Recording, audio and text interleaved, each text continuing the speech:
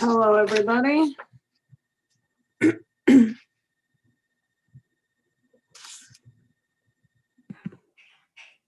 Hello. Working, or is just nobody talking? Yeah. Hi. Oh, okay. Like it was really quiet, so I wasn't sure. Did I? Is my mic on? Okay, we're going to give this a few minutes to get started. Apologies for running late. Let me just minimize some screens here. My internet has been temperamental all day, so I am quite sure. And now it's not responding. Great. Let me know if you need anything. Yeah, unfortunately, I might just be slow all evening. Which It is happens. It happens. We'll make it happen. Yeah, let me give me a second. Let me shut down some boxes here.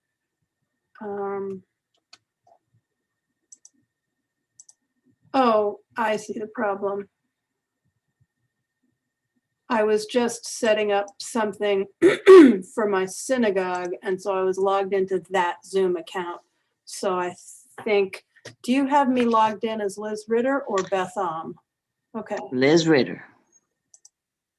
Okay. Excellent. I just finished setting us up live, so we're ready to go. Okay.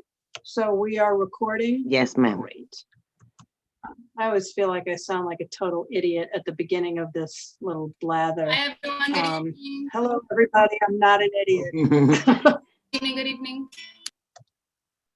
Hi, you sound a little echoey. What's going on there? Let's see, I'll try to fix that. Yeah, sounds like a little feedback. Nice blouse. I like the pink. It's a good color on you. Thank you, ma'am. Okay.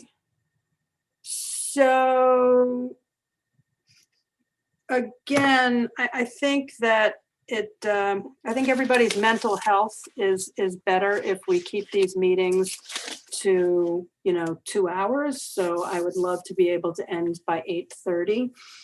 We have a bunch of different things going on, including some different threads, some different warp and weft in the fabric of an ongoing discussion. And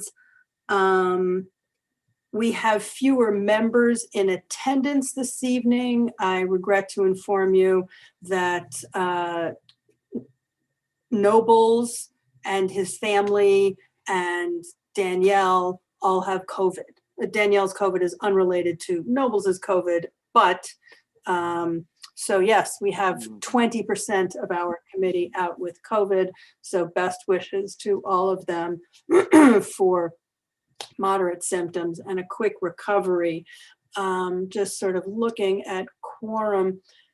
So we have 10 people on the committee, right? Yes, Paula? according to the new sheet you received like maybe a week ago, yeah. Okay, so we have 10 people, including the public Correct. members. You have Alexis and Naima as your public members, and they're already in attendance, correct? Yeah, so we've got 6 that we need for quorum, and currently we have 5. So we don't have quorum and we can't conduct official business, but we can certainly go through some introductory stuff, and I may wind up making some changes to the agenda depending on when we get quorum and what's on tap and whether it needs a quorum. But I do expect Aisha. I haven't heard from Aisha or Barbara, or who am I missing? So Danielle and Nobles are 6, so it would be Barbara, Right. Aisha, and Francisco. Right. So I haven't heard from any of those 3 that they're not coming. So I anticipate that they will that they will all be along presently, and any one of them a quorum makes. So I I'll feel give like them a quick ring behind the scenes, okay? that would be excellent. I'm just checking to see. Before you do that, can you bump Natalie Espino up to First thing I'm panelist? gonna do is make you a co-host so you could be my backup while I make the phone calls. That sounds good to me. Welcome, everybody. You're all set, Liz. Okay, thanks so Let much. me move Natalie, I'm gonna Natalie. bump you up to co-host. Oh, you're already doing that? Excellent. So welcome, everybody. I want to let you all know that the January reso that we had last month being January, passed by the full board at the general meeting unanimously with 42 votes, not in favor, none opposed, and none abstaining, and one not voting due to conflict.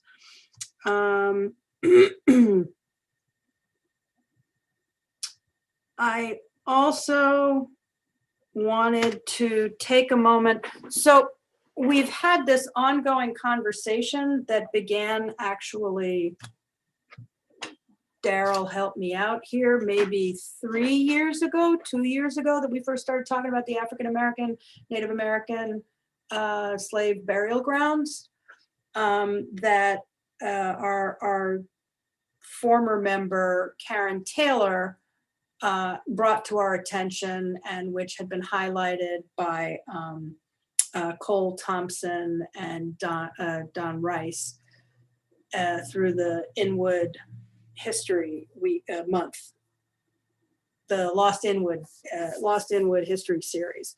So that's been something that we've been talking about in this committee, and that we ranked as both a capital project and as an expense project, figuring out how to bring that into the public consciousness, memorialize that in some way, have some curated signage around that, programming around that.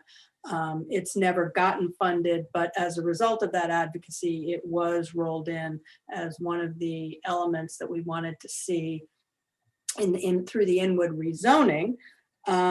Later, we may be joined by Meredith Horsford from the Deichmann House, who's going to just talk a little bit about some of the art installations that have been going on through their work on that history and unpacking that history in Inwood, that aspect of Inwood's history. And I just wanted to give a couple of minutes to Miguel Guadalupe, who can talk a little bit about what BRC is doing and their involvement in that. This isn't really a discussion item. This is an update. So with that, Miguel, if you want to share with us your involvement in this. Hi, everyone, and thanks, Liz, for having me on your meeting. I appreciate the time. My name is Miguel Guadalupe. I'm the Director of Community Engagement at BRC, that's the Bowery Residence Committee. And if you know who we are a provider of shelter services and homeless services for the city. We serve upwards of 3,000 people any night, 9,000 people a year, all throughout the 5 boroughs, helping people reclaim their lives from homelessness, mental illness, and addiction.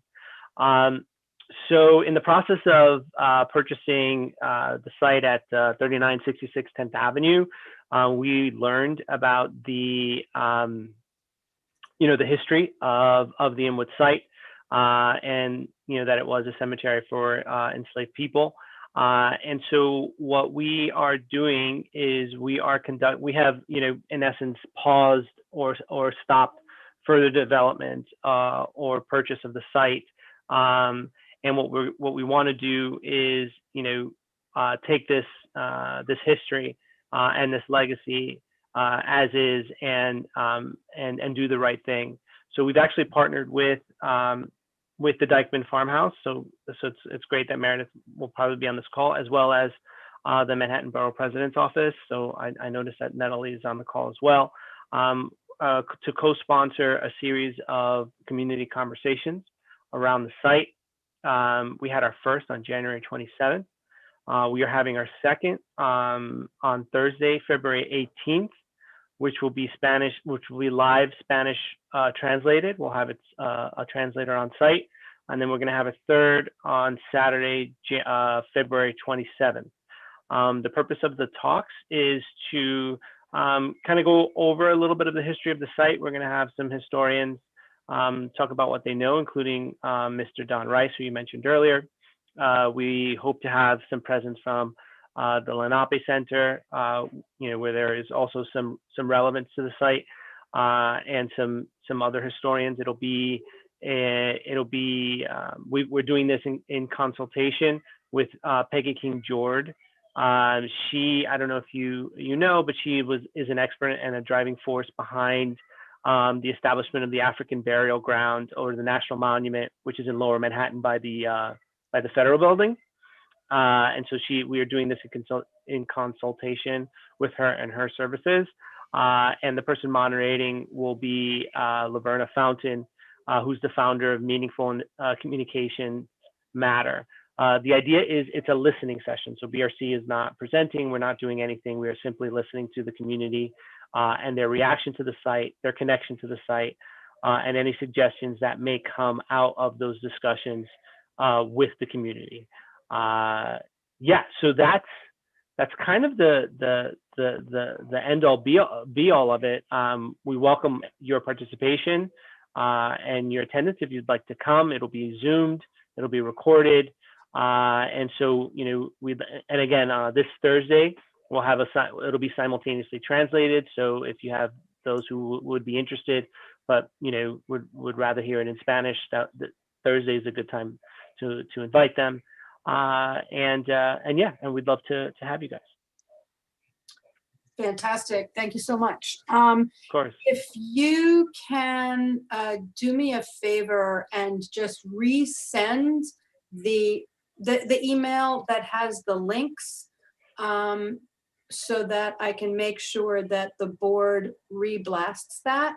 And anybody listening, as I've said before, one of the things that I don't love about this particular webinar format is that I don't have the ability, and none of the panelists have the ability, to throw the link into there isn't chat. There's a Q&A, so the participants can ask the panelists questions, but there's apparently no chat feature.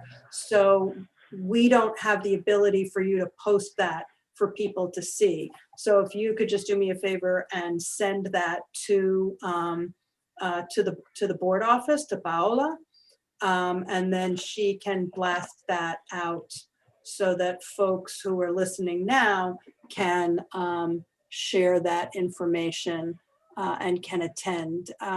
This isn't meant to be a Q&A on the topic itself. So Naima, if your question relates to the mechanics of the meetings, then go for it. If it's specifically about the issue, we're trying to limit that to the listening sessions themselves. So with that, what you got?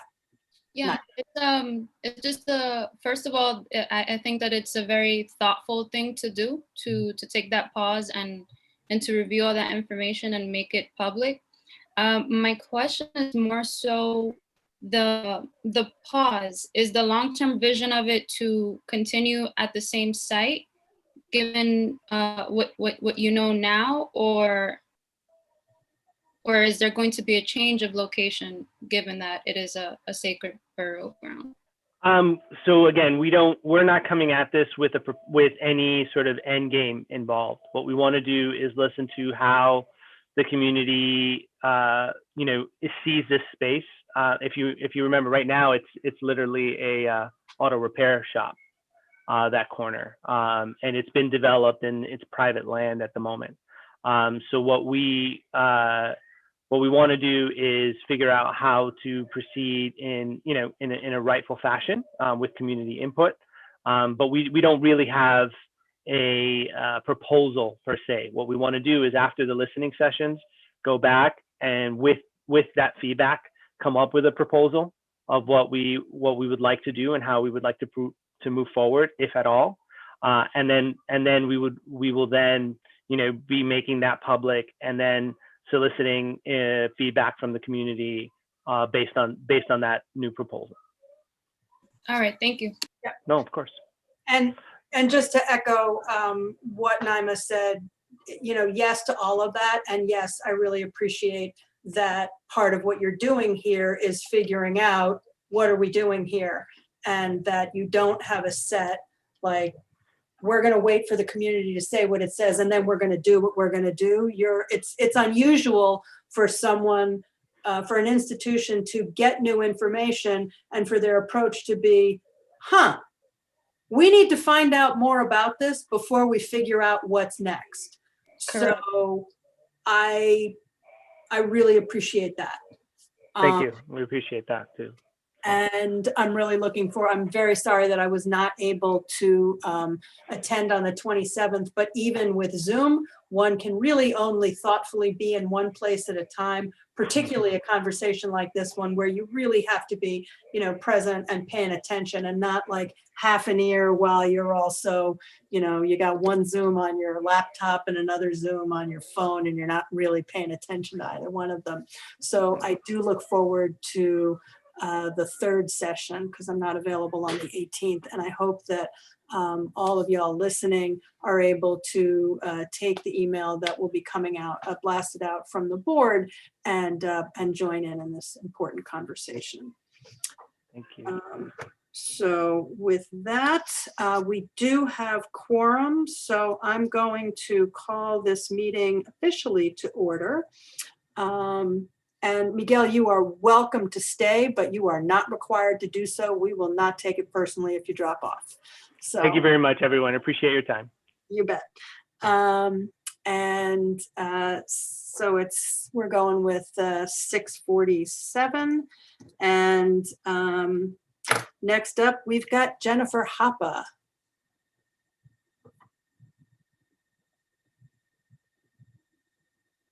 Oh, and actually, I just realized I want to welcome Aisha Ogilvy, who popped in and who has brought the quorum with her. And welcome to my board colleagues, Etta Santiago and Richard Allman. Okay. So who thinks we've had enough snow in our parks uptown? As Liz mentioned, I'm Jennifer Hoppe. I'm the administrator for Northern Manhattan Parks, our 660 acres in Washington Heights and Inwood. We have the largest open space ratio of any community board in all of Manhattan. But that means we also tend to get more snow than everyone else. Because the mayor declared a snow emergency, Parks becomes part of the citywide team to address priority areas. So our snowplows and drivers do report to sanitation and do help clearing with the street network in the entire borough, as well as bike lanes, since they're considered part of the vehicle network. Also, as part of the storm emergency, we prioritize the bus stops along our park perimeters, the subway entrances and staircases that adjoin our parks, crosswalks on our plazas that lead to essential services, the jointly operated playgrounds that we run with the Department of Education, since the schools use the schoolyard for their in the event of emergencies. So we've been tackling a lot of that. Some of our parks, obviously, therefore, sort of are less clear than the roadway network or the high traffic areas. So we've been playing catch up since it was a considerable storm, and we do have staff outages due to COVID. So please have some patience.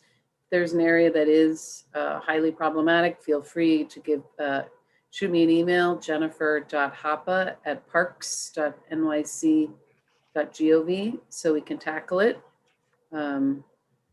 We were able to get the High Bridge open quickly after the last storm, since that's part of the transportation network. We did get the West Side Bikeway cleared. We've had people back on it with this second storm tonight into the evening, since so many people are commuting by bicycle, but it will definitely be some time. With the fluctuating temperatures, we'll clear an area, we'll have snow melt during the day, the temperatures will drop into the teens, it'll freeze, and so then we'll have to resume with salting and then chopping at any new ice buildup. So it's going to be a process. So we ask for your patience with that. Some good news, we do have wildlife in abundance uptown, as everybody knows, thanks to a good Samaritan in Fort Tryon Park who flagged down one of my gardeners. We got in touch with the Urban Park Rangers and we were able to save a wounded hawk, a red-tailed hawk in Fort Tryon. So it's just a reminder to everyone, we do have an abundance of hawks. We have red-tailed hawks. We just had a red-shouldered hawk in Fort Tryon. If you see wounded wildlife, please be sure to call 311 and they'll dispatch the rangers, or you can email me and I'll call the rangers. We work with rehabilitators at wildlife in need of rescue and rehabilitation. If you've come to the Fort Tryon Park Trust and Parks Urban Wildlife Festival, you know they deal with all different types of wildlife in rehabilitating them: skunks, opossums, hawks, you name it, eagles. Don't try to manage a wounded animal on your own. Do reach out to us. And I'll put a link in the chat what to do if you encounter wildlife. But the first matter of business is calling 311. In this case, there was a happy ending. And Ranger Rob brought the hawk to the Wild Bird Fund, and they're nursing it back to health. And we hope to re-release it into the wild in Fort Tryon, like the Rangers did earlier this year. Some progress in the forest of Inwood Hill. The Parks Department's Trail Division, along with the Natural Areas Conservancy, continues to make inroads in the 145-acre Shirakapak Nature Preserve. Even though there was snow last week, they had crews out along the Orange Trail removing invasive species, which is fabulous.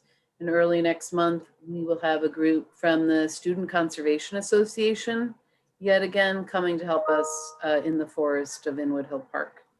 On the capital project front, construction is resumed on the Highbridge Water Tower with expected completion now for the fourth quarter of this year. This spring, we are going to be breaking ground on the new bathroom at Adventure Playground in Highbridge Park at 165th and Edgecombe. So that'll be exciting. And construction continues on the Highbridge Anchor Park's Phase 1 area from 181st Street to Jeichmann, with completion expected end of June. Obviously, the Laurel Hill Terrace staircase has a lot of weather-dependent work, but we're also working with Con Ed on a lot of the electrical there. The interior there hasn't had operable park lights in several decades, so we're bringing in new electrical capacity so that can be reactivated. What that path will allow is residents from the NYCHA houses, anybody from new housing going in the Sherman Creek area as part of the rezoning, to take advantage of Highbridge's 130 acres and all of its active recreation. So we're excited about that. Please do mark your calendars also in Highbridge. I'm sorry Barbara Fraser isn't on the call, because I know this is a project she advocated pretty heavily for. She is. She is on the call. Oh, great. Okay, wonderful. February 24th at 6:30 p.m. the Parks Department is going to be having its public scoping meeting for the Jeichmann Rest project. That's the little seating area and the oblong large seating area in Highbridge Park. It's northeast corner, across from the 1 train station at Deichmann. So when we did the master plan with the community for Highbridge Anchor Parks, people really wanted to see that space transformed into more of a gateway, and sort of a link between north and south of Deichmann Street, and also a new amenity for the whole Hillside Avenue, Fort George Hill community. So please help us get the word out. I'll send the flyer to this committee and to the community board to help us publicize February 24th, 6:30 to 8 p.m. And we really need a lot of input for this because it isn't a site that has had any type of active use at it. So we want to be sure that everybody's part of the brainstorming for what can happen there and what the potential for the site is. Because it's a real opportunity for our community. We are still waiting. We are on, some of our capital projects are obviously on pause because of the COVID budget impacts.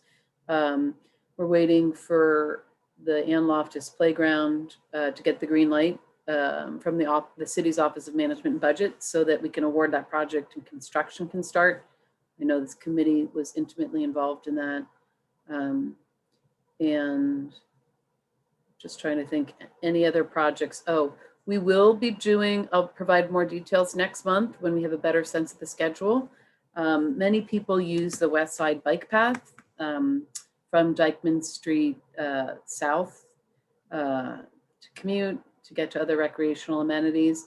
The Parks Department is going to be making repairs along 7 sections from 179th Street to Deichmann Street on retaining walls, on sinkholes. So there will be some either temporary closures or rerouting associated with that. We're getting more details together. And so I'll give a full report next month to this committee. But the good news is the project is funded. The engineers have done the designs. So that section of bike path, pedestrian walking path will be getting some upgrades because it's absolutely aging infrastructure. And Daryl, I know you're very interested in Inspiration Point. That's not part of this project, but people will have better access to and from it as part of this project since we're addressing the sinkholes and retaining walls. And I know this committee cares. I announced last month that the Office of Management and Budget has given us the green light for the Inwood Nature Center. I'm trying to get a sense for when work on the ground will actually start, when we'll see shovels on the ground. So when I have that date, I'll obviously be reporting on it. That's it on capital. Just some quick opportunities for people. Please do take advantage of the COVID testing site. The Highbridge Recreation Center has been working part of the COVID, the pandemic response. It's run by Health and Hospitals Corporation, and you can go and get both the rapid and sort of the, I guess it's the PCH, the 3-day test. And when J. Hood Wright is still being used for emergency childcare centers for people on the front lines who have to work and whose kids are in remote school. Some other upcoming opportunities on Valentine's Day. Come learn about Inwood's geology. Our urban park rangers are putting on a Inwood Rocks walk. So go to brunch and then head to Isham and Seaman Avenue at 1 p.m. For a geology walk with the urban park rangers. Their walk that was held at the end of last month had 99 people on it. The good news is they bring multiple rangers, so they break people up into socially distanced safe groups. So don't be alarmed. We've got a forest restoration opportunity available at Inwood Hill on Friday, February 19th with Park Stewardship Division, 10 a.m. Meet at the Payson Center at Henshaw and Deichmann. If you want to learn more about outdoor survival, if you plan on spending more time in the parks in the winter, the Urban Park Rangers are having a Survival 101 class on Sunday, February 21st, 1 p.m. at Seaman and Isham. And last but not least, on the 28th of February, you can go on a nature exploration tour led by the Urban Park Rangers, which has been great. They've had lots of eagle sightings, owl sightings, or owl nest sightings, I guess. So please take advantage of those. If you don't want to go outside and you want to connect to the natural history and the flora and fauna of the parks of town, there's Parks at Home on the Parks Department's website with resources you can take advantage of. And the Fort Troy Park Trust has a lot of garden tours, what animals do in winter workshops, what plants do in winter workshops, 2 minutes for trees if you have a short attention span. And those are all at fortranparktrust.org. And you can go on recurring walks and talks. I can put it in the chat.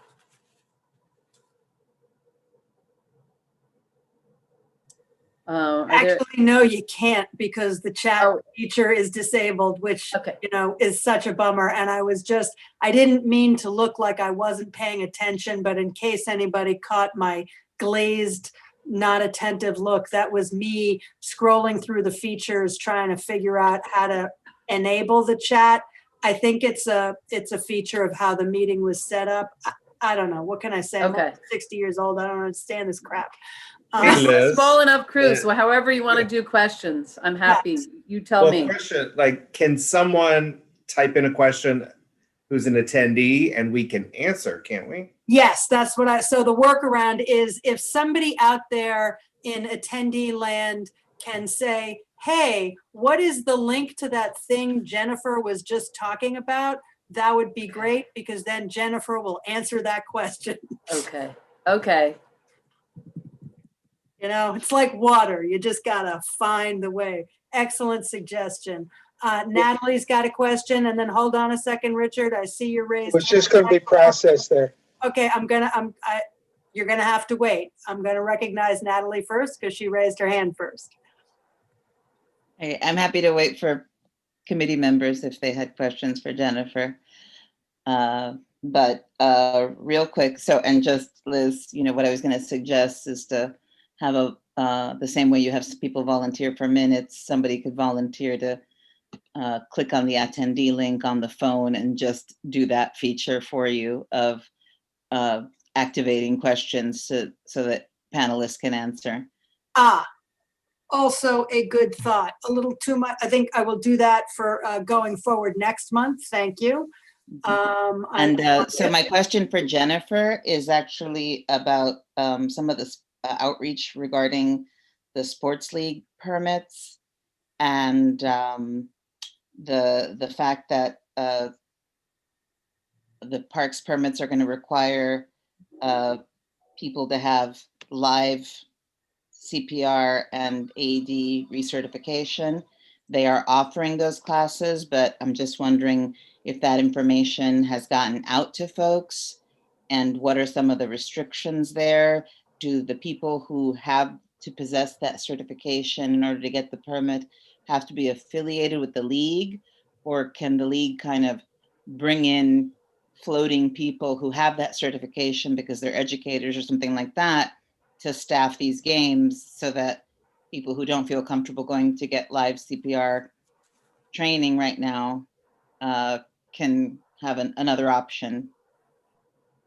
Natalie, I'm gonna have to, the recreation division has been spearheading that. So I'll reach out to them to get an update, and I can send to your office, because I don't know. Okay, yeah, I think we just want to be but in proactive. terms of outreach, you know, the Parks Department works with, you know, sports leagues in every sport, in every borough. And so my expectation is anybody who's ever applied for a permit is getting the notification about both the permits are going to be available and what the rules are and the resources that Parks is offering them so that they can fulfill the, I think it was a requirement, the city council passed a legislation about the machines being on site. So I think this is sort of related to that, but I can, I'll get more information from the recreation permit office, but I do know that they have contacts with hundreds of leagues. Yeah, we've reached out to them too, but yeah, let's chat about what you might know locally of questions that have come up. Thank you. Muted. Next we've got Richard, and then we've got Barbara. Just a point of process, an even simpler workaround on chat. Just type straight out statements into Q&A and someone can dismiss them by saying thanks. We don't have to phrase a Jeopardy-like question. I don't know that the Q&A works that way. I don't think panelists can initiate a question. That's the problem. Thank you. Guess you're a Barbara. few years younger than I am. Okay. My question for Jennifer, concerning the February 24th scoping meeting, will this renovation, or actually the creation of the area there, will it be limited to just that semicircular area that's there at Deichmann Street, or will you consider like going further east down toward the Harlem River? How large will the area be under consideration? Sure. So there is a teeny little triangle at, where Deichmann, Nagel, and Fort George Hill intersect. So it's that little piece plus the rectangular seating area that has, the sort of the bosque of London plane trees and all the seating. Mhm. So it does, it isn't just the street corner. It does extend further east, but there's considerable rock outcroppings there, so it won't go beyond the rock outcroppings.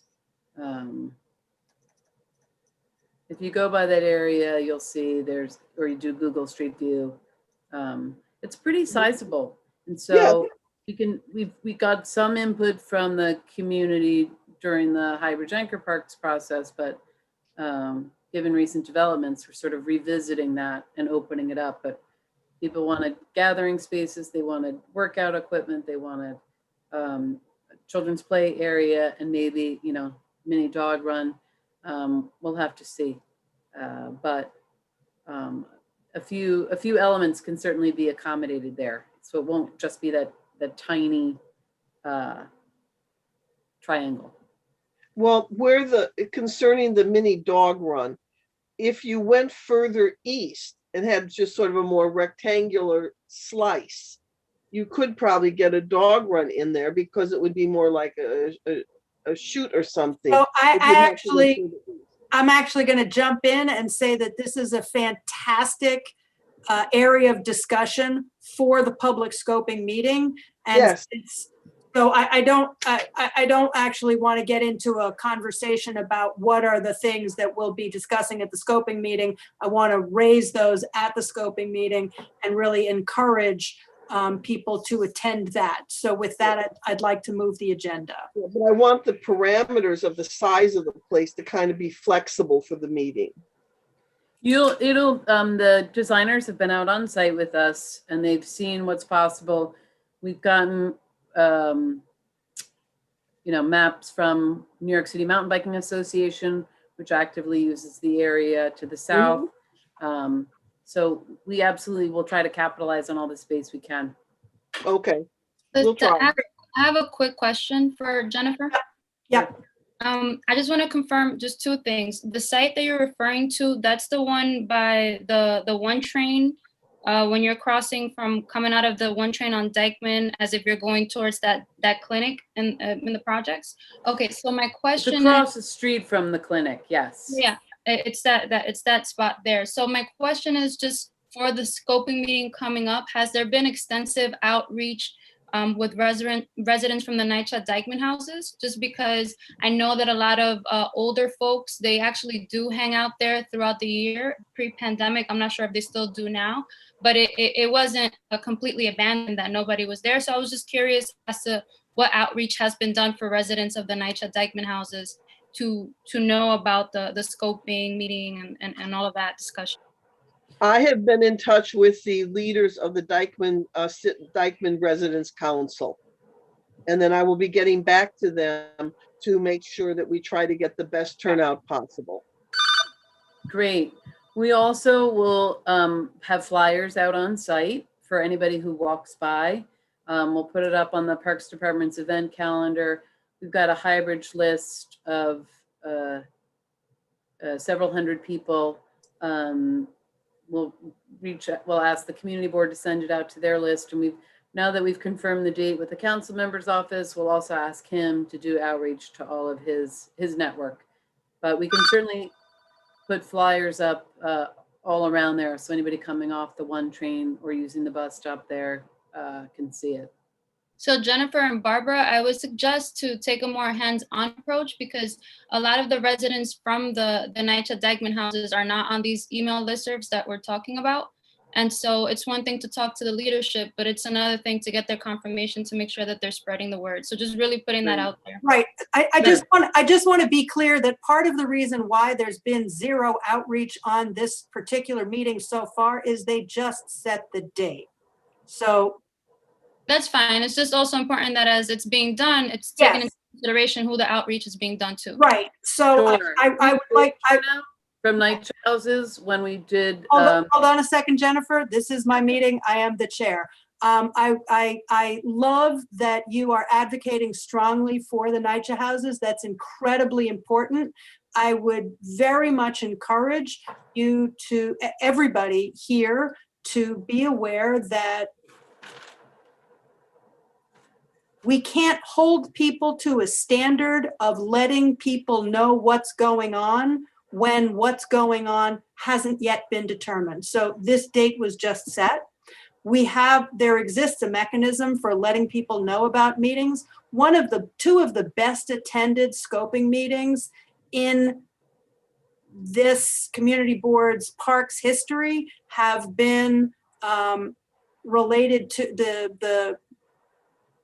the meetings related to the street end parks and the meetings related to the Monsignor Kett playground, both of which involved strong outreach to exactly the constituency that you are discussing.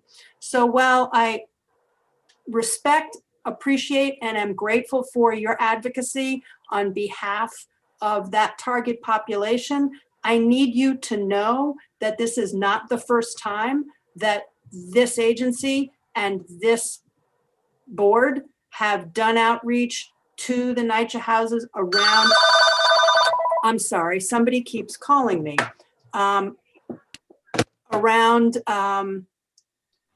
Update your car insurance. parks development. And this is not an exception to that. So Great. there Yeah, is I outreach understand. and we got people on it. That's great. Cool. Thank you so much. It's never too much to have a reminder, regardless of what time in the process or the timeline it is. But thank you for that clarity, and thank you for listening. You bet. Absolutely. I'm gonna go put my phone in another room. I would also like to add there were significant changes to the design of Monsignor Kett based on input from the people in the Deichmann houses and the Hillside Avenue area. Very, very positive, significant changes. Thank you, Barbara. And Barbara, we welcome your help with outreach again, because Yeah, I'll work on it. they'll be very the primary user group. Yeah. Thanks. Fantastic. Okay, so I'm not seeing additional questions from the committee, and I'm not seeing questions from the attendees.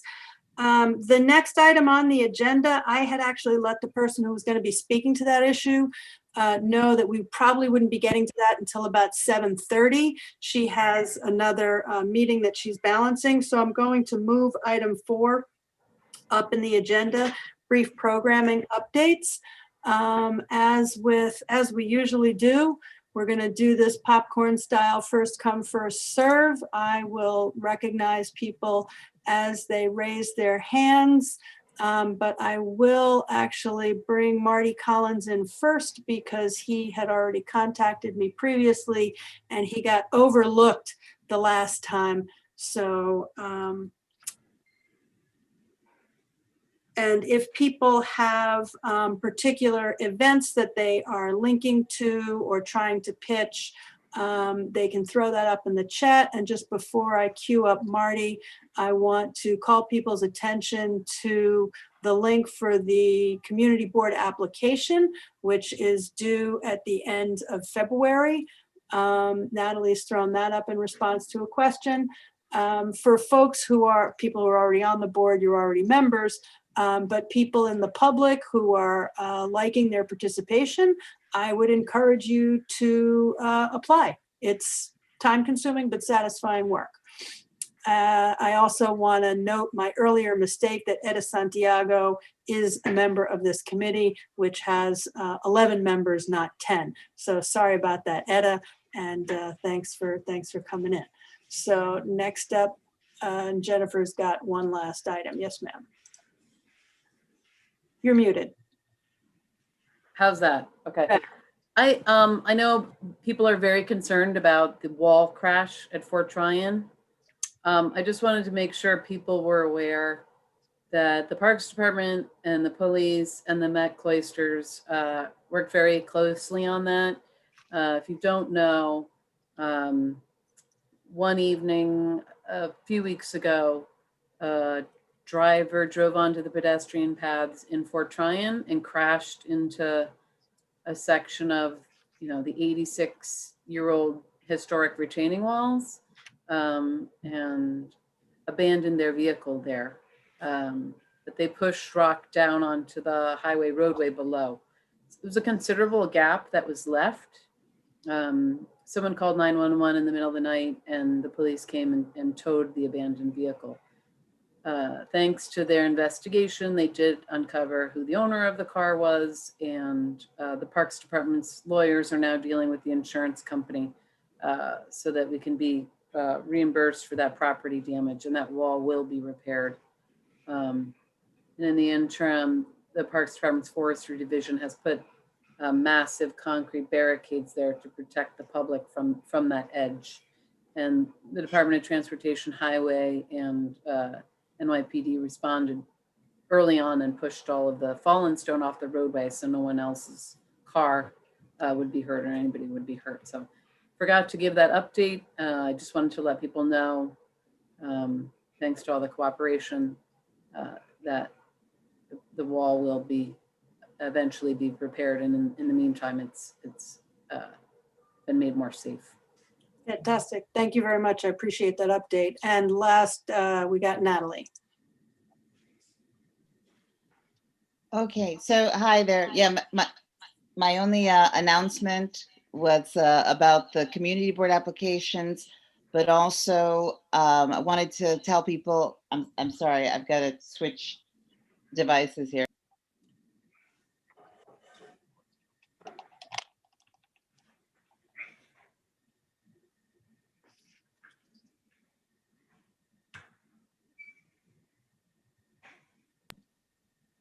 Sorry about that. This is coming across on two devices, so I apologize if there's an echo, but really quickly, I wanted to let you guys know that we had put out this urgent call to the Uptown arts organizations. Yes.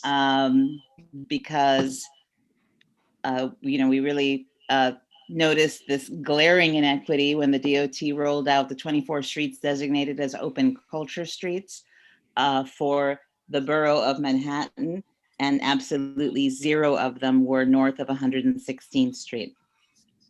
So we put out an urgent call and we had about 100 responses in about a 12-hour period. We submitted as many as we could, spread out throughout northern Manhattan to DOT, and they will be considering them. They will also be putting out another call 4 recommended streets a few months from now, so we will keep you guys posted.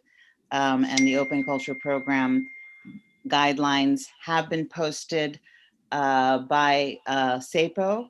The application link should be open March 1st. Again, the big change in this legislation is that it allows cultural presenting organizations to charge money for programs that they do in open spaces, whereas normally with a SAPO permit, they had to be free. Fantastic. Thank you very much. I appreciate that. Welcome, Karen. We're actually going to we changed the agenda around. We're going to have a few announcements from community organizations, and then we're going to get to the exonerated 5 issue. So Marty Collins.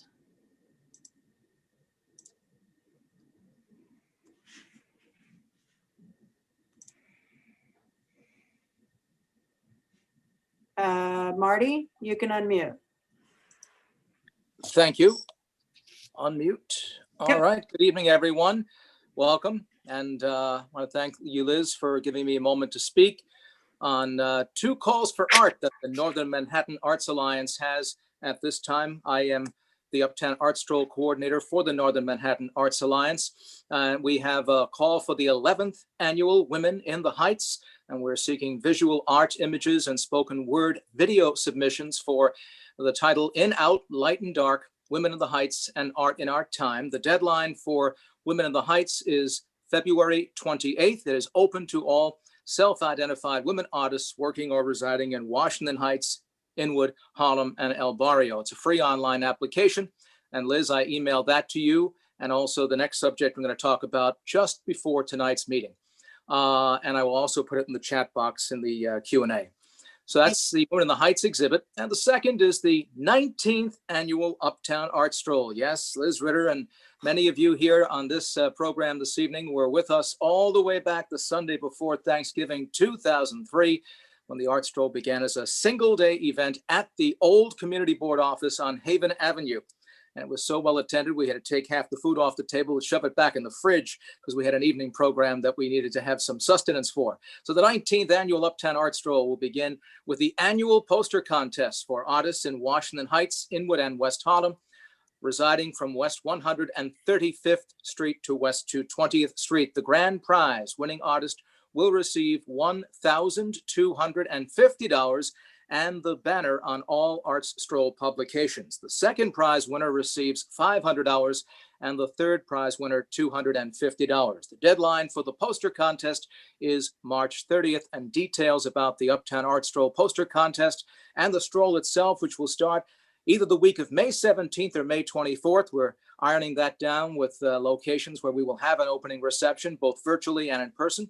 That website is artstroll.com. That's ARTSTROLL.com. The Art Stroll will go from the middle of May through June 30th in West Harlem, Washington Heights, and Inwood.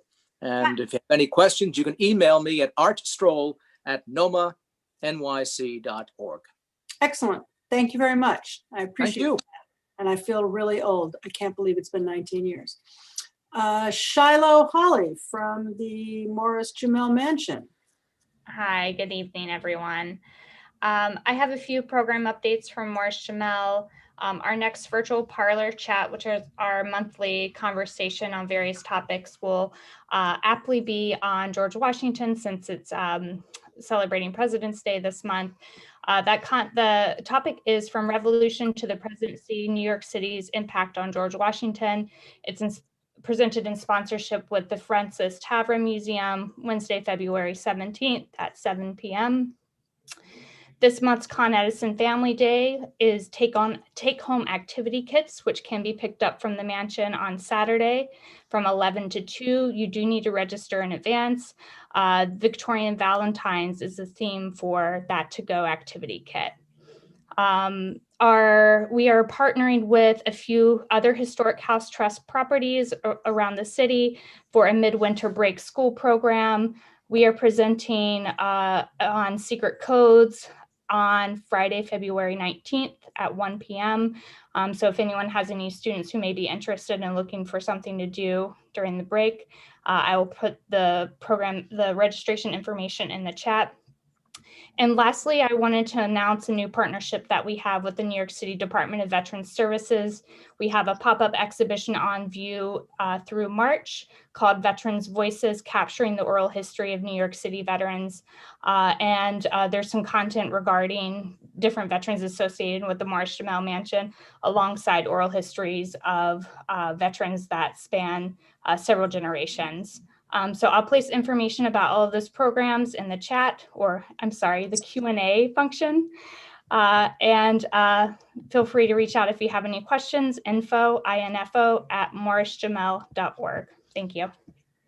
Perfect. You had 5 seconds to spare. I love that. Can you do me a favor and just for the purposes of the minutes, just email a short thing that we can drop into the minutes on that? Yep. Thanks so much. Next up, Alexander Campos from the Hispanic Society.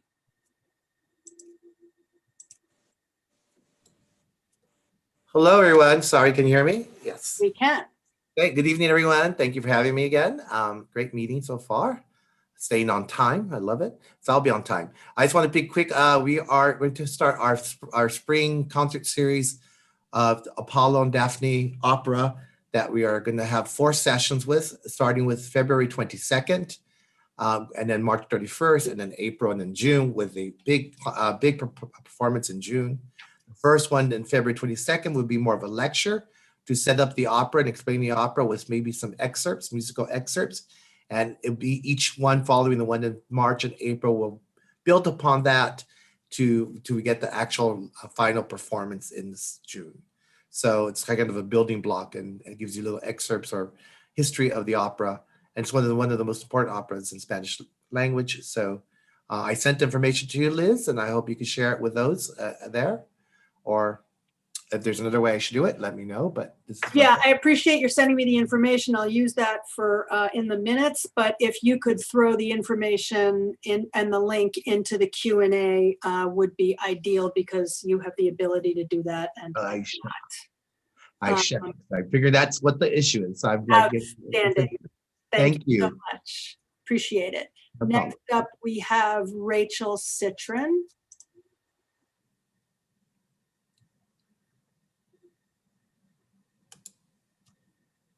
And I have a quick announcement. Just we're really delighted that we have over the winter 117 young people participating in Row New York, 8th through 12th graders.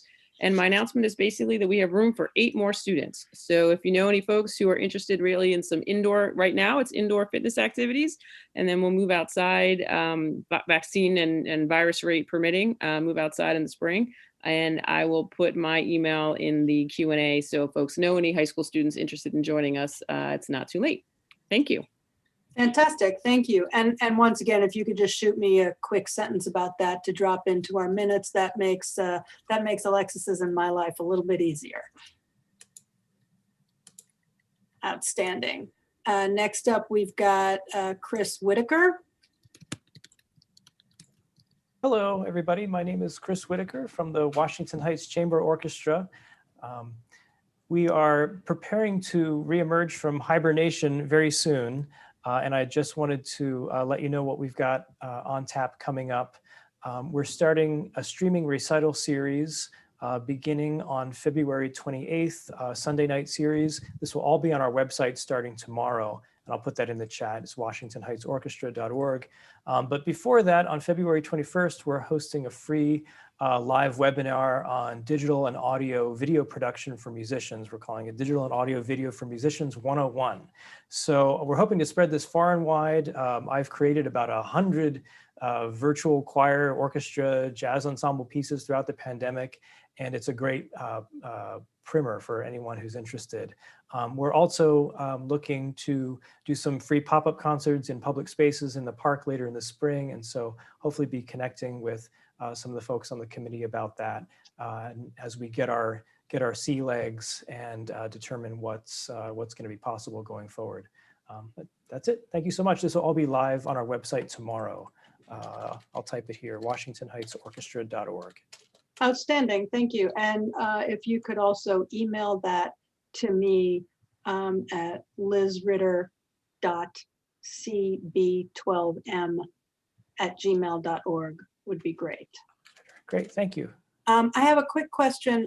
She's not on the call this evening, but Julia Attaway, who has come a couple of times, the new executive director at the Cabrini Shrine, they do weekly, like, quiet music contemplation. It's not a religious service, but it's just one or two musicians performing with no particular program and no speaking of any kind in the Cabrini Shrine, which is able to, even at the 25% capacity that's allowed by the governor, is able to accommodate like 50 or 60 people. So I'm just wondering if you have been in touch with her, since you are a musician and you know musicians, for possibly using that as a venue.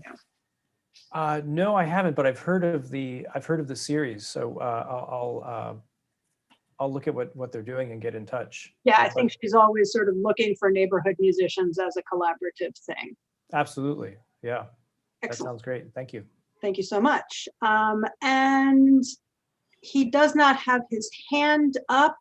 There are no additional hands up, but I want to, if Paul Kiddis is would like, you had emailed me last month about wanting to make a quick announcement about what's going on with you and your walking tours. So you've got 2 minutes, if you're there.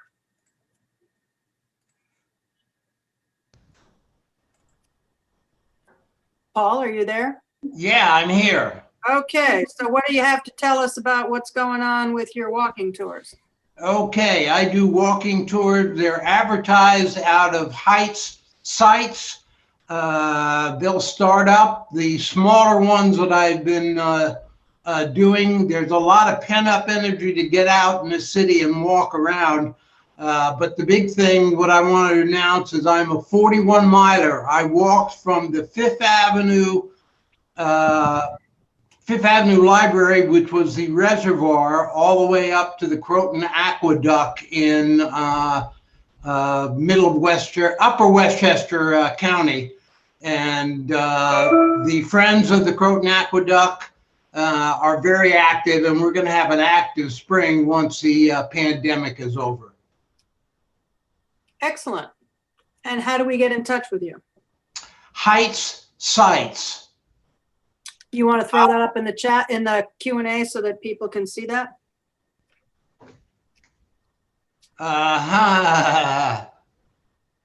Okay, just how do you spell that? We'll put it in the minutes. Heights. Heights, yep. GS Sites, SITES. No punctuation or anything between those? It's one word. Okay, .com or .org? .org. .org. Okie doke. Thank you so much. I appreciate that. Liz. See you later. 41 miles. That's nothing to sneeze at. Okay. I'm looking at this, and I'm not seeing any additional hands up. So I will move the agenda to item number, the item formerly known as item number 3. And I would like to welcome Karen Horry and Cicely Harris from Community Board 10 to talk a little bit about the Central Park Exonerated 5 and a letter of support that they are looking for from us. And although this sounds like not something that necessarily has a whole lot to do with Community Board 12, because it's not in Community Board 12, it has, I think, everything to do with Community Board 12, because it's really part of this much larger conversation that we started having around Bennett Park and the renaming of Bennett Park, and part of how we knew as a group on how to have that conversation was based on the work that Community Board 10 had done around how do you talk about the kinds of things that happen in the places that are our district, and how do you memorialize these things, and how do you go forward dragging history behind us and vowing to remember it so that we don't repeat it. So with that, ladies. Thank you so much, Ms. Ritter, for having us, Mr. Cochran, Chair Eliezer Bueno, and District Manager Ebenezer Smith. Good to see you, Natalie Espino. My name is Cicely Harris, and I am the Chair of Community Board 10. So again, thank you all for having us. I'm here with Chair of our Parks and Recs Committee, Karen Ori, and her terrific committee for preparing this presentation that you will see a lot of hard work and love went into it. But, you know, as you said, Ms. Ritter, that it does seem a little far for you all to be opining on this right now because you're not near the park. But this started out as Community Board 10's just realizing that we needed to step out and be a voice in social justice and change. And especially in this incident that affected so many people from our central Harlem area.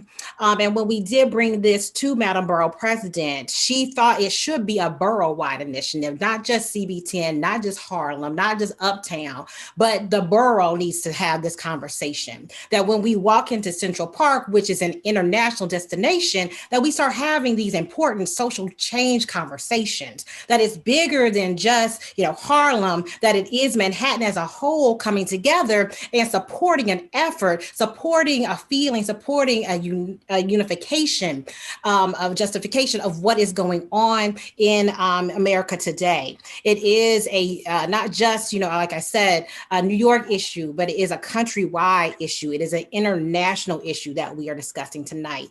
So if we'll be here all night, of course, Karen will do the presentation, but I just wanted to also recognize a board member, Chanel Washington, who told a very intriguing and heart-wringing story that brought this kind of to a fruition. She is from that area, from that neighborhood. And growing up, she was told she couldn't go into the park. Her parents said she was forbidden to go in there, being a person of Black and brown persuasion, that she could not go there because it was not safe, that she would not be treated fairly in that park. And so now we see this as a re-welcoming to Central Park for so many people who were told that it wasn't for them. So again, tonight, thank you so much for having us. And Karen, go ahead. Thank you very much. I'll just get started. I know you have a very busy agenda, so I'm going to share my screen. Great. I should have gone back to the beginning.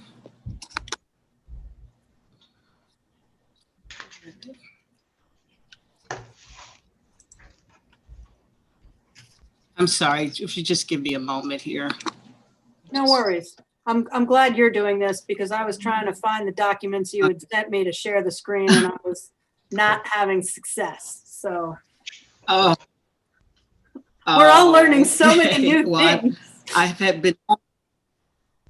I'm telling you, I've had my grandchildren and I've been homeschooling and their computers were kind of acting crazy today. So I'm hoping that I'm not going to have a continuation of that. So let me try share Mercury screen. is probably in retrograde or something. Could be. Start broadcast.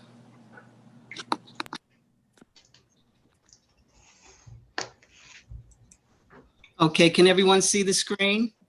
Yes. Excellent. Thank you. Everyone can see the screen? Great, and you can hear me. Okay.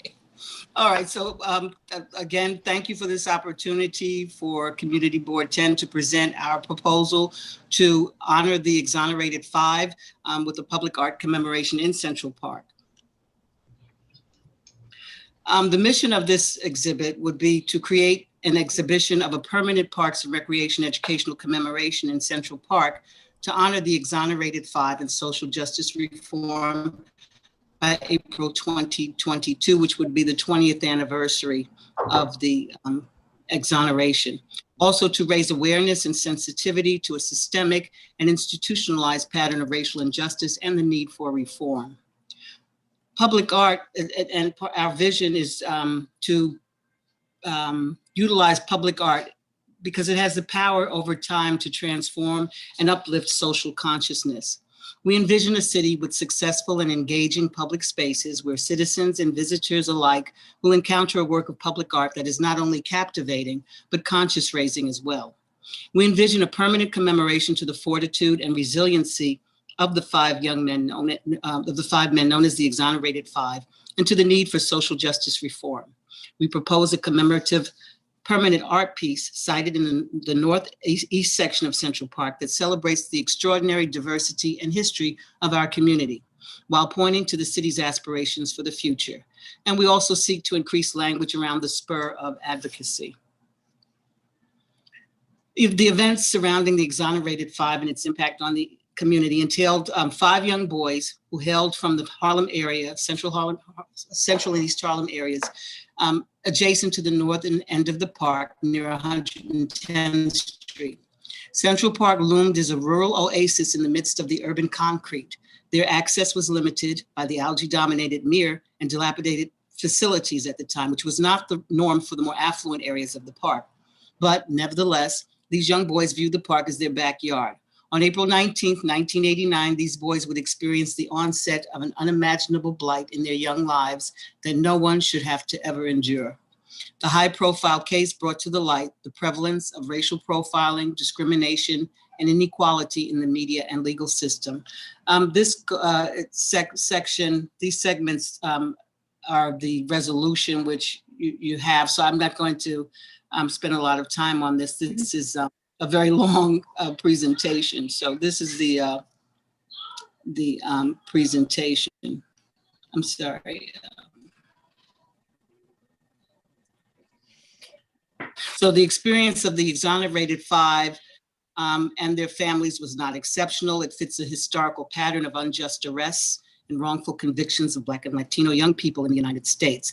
And we must understand this pattern to be able to channel the recently newfound interest in the case into the necessary systemic reforms. So this was our resolution. We have Mrs.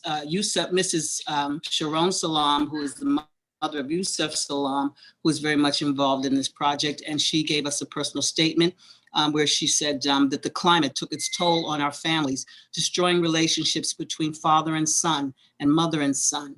The many years of stress on our innocent boys and families caused many family members to be inflicted with disease and driven to death. In 2003, Matias Reyes stepped out of the shadows and confessed to raping the jogger, Miss Patricia Maley. His DNA supported his confession. Now that the prison experience is over, we are all trying to move toward forgiveness while we are rebuilding our lives. The story of the exonerated 5 continues to be told through acclaimed storytellers in print, film, and television. A riveting, in-depth biographical account of one of New York City's most notorious crimes was authored by Sarah Burns. This is the Central Park 5 publication, and also the film, the Central Park 5, produced and directed by Ken Burns, Sarah Burns, and David McMahon, and examining the 1989 case of 5 teenagers who were wrongfully convicted.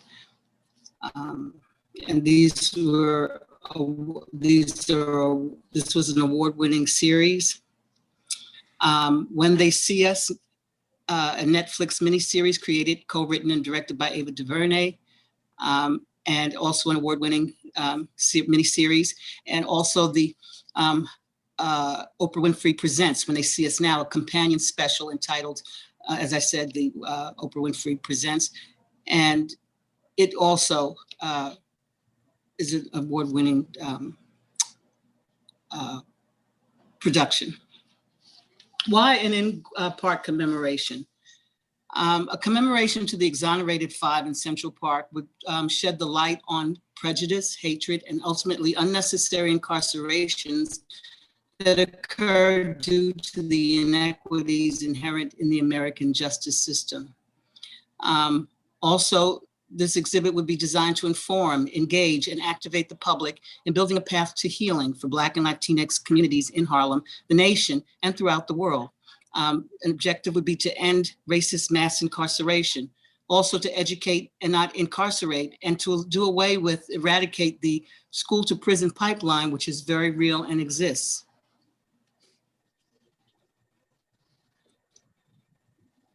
African Americans make up approximately 13% of the American population, but roughly 36% of the 2.2 million Americans incarcerated.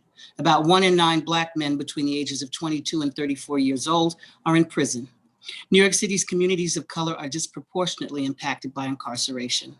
Youth of color remain far more likely to be committed than white youth. Between 2003 and 2013, the racial gap between Black and white youth in secure commitment facilities increased by 15%.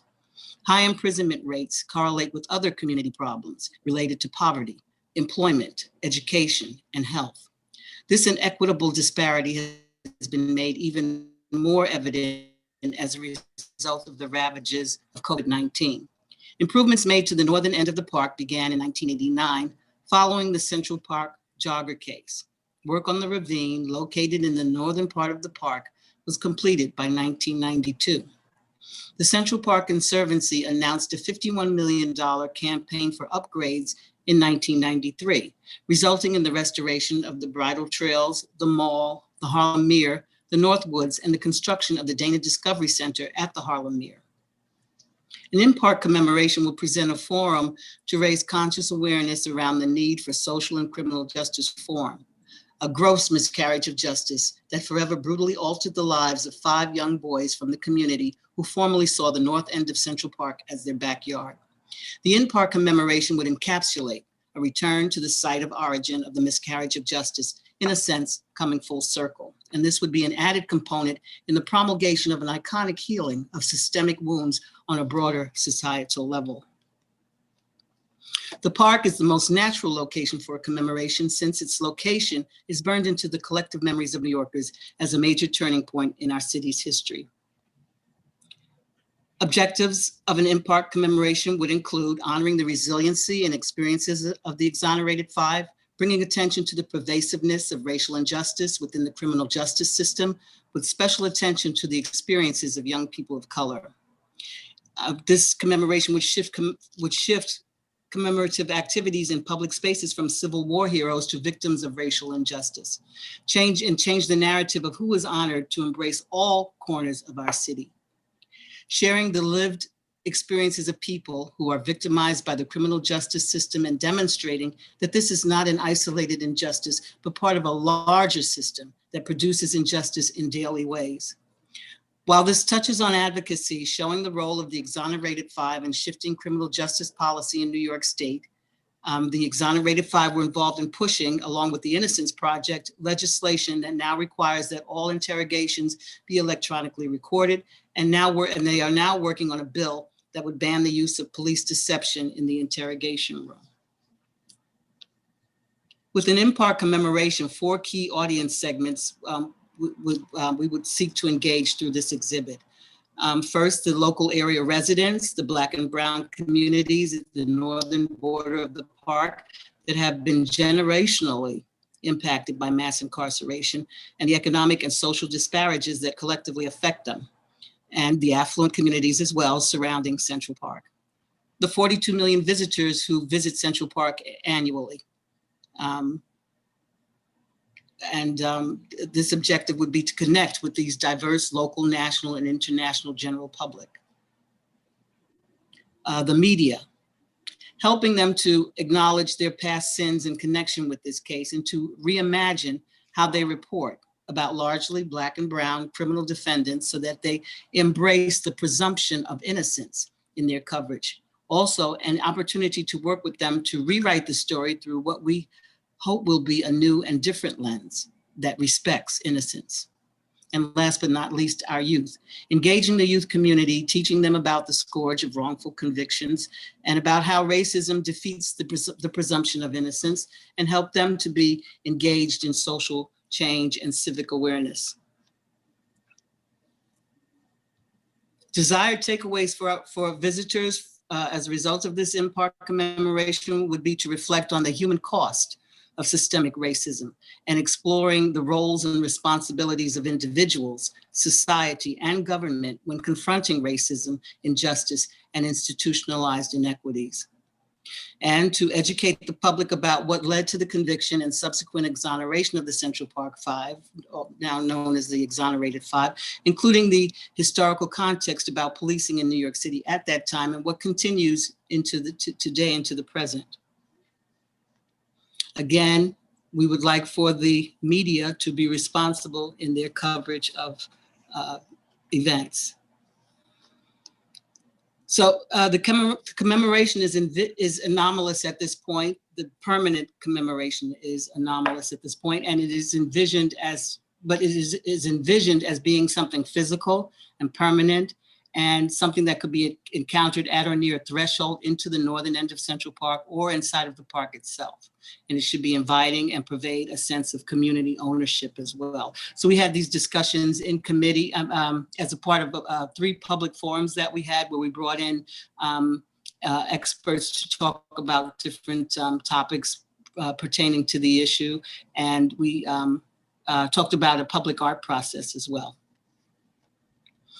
The presumption of innocence was totally disregarded, and the imprisonment ordeal and subsequent family suffering should be designed to be powerful but palatable to the viewing experience. The blatant racism should be graphically exemplified with Donald Trump's full-page ads as a part of the exhibit, somewhere in the middle and highlighted. A generous and using a generous use of color and permeating the graphics throughout. So again, this is an exhibit which we would like to have designed as being interactive and be educational. So an Exonerated 5 commemoration could be linked to the following programs that already exist in Central Park, the monuments that are there as well. And with the objective of raising awareness and sensitivity, again, to a systemic and institutionalized pattern of racial injustice and the need for reform. So currently there is a temporary exhibit which is moving towards permanency for Seneca Village. This is an example of racial injustice. This village, Seneca Village, was predominantly African-American. It was a thriving village established in 1825 and was taken through eminent domain from the residents in 1857, causing their displacement. And it was raised to form to make way for Central Park. The Women's Suffrage Monument was just recently installed this past summer in Central Park. We could tie in into Ida B. Wells, who was a women's suffragette, who was an anti-lynching advocate at the turn of the 20th century, who at that time there were thousands of people being lynched, and they were predominantly people of color. This is another unfortunately, a part of our history, which needs to be addressed. Marion J. Sims statue, which is being replaced, which is an example of medical apartheid, where Marion J. Sims performed exploratory surgery on women of color who were enslaved and did so without anesthesia, and then performed those same procedures on white women with anesthesia. The statue is being replaced, but we should be able to tie into that monument, that whatever is replacing that as well. The New York Historical Society, which borders Central Park, has an exhibit on slavery in New York City, so that could be tied in as well. The Rikers Public Memory Project is a community-based initiative involving collective stories about the impact of Rikers. The Riker family purchased the island in 1664, and over a 200-year period engaged in profiteering from the slave trade in the New York City area. Slavery ended in 1827 in the state of New York. New York City purchased the island in 1884, and the Rikers Island Jail, where one of the exonerated five spent a great deal of time and had a horrific experience.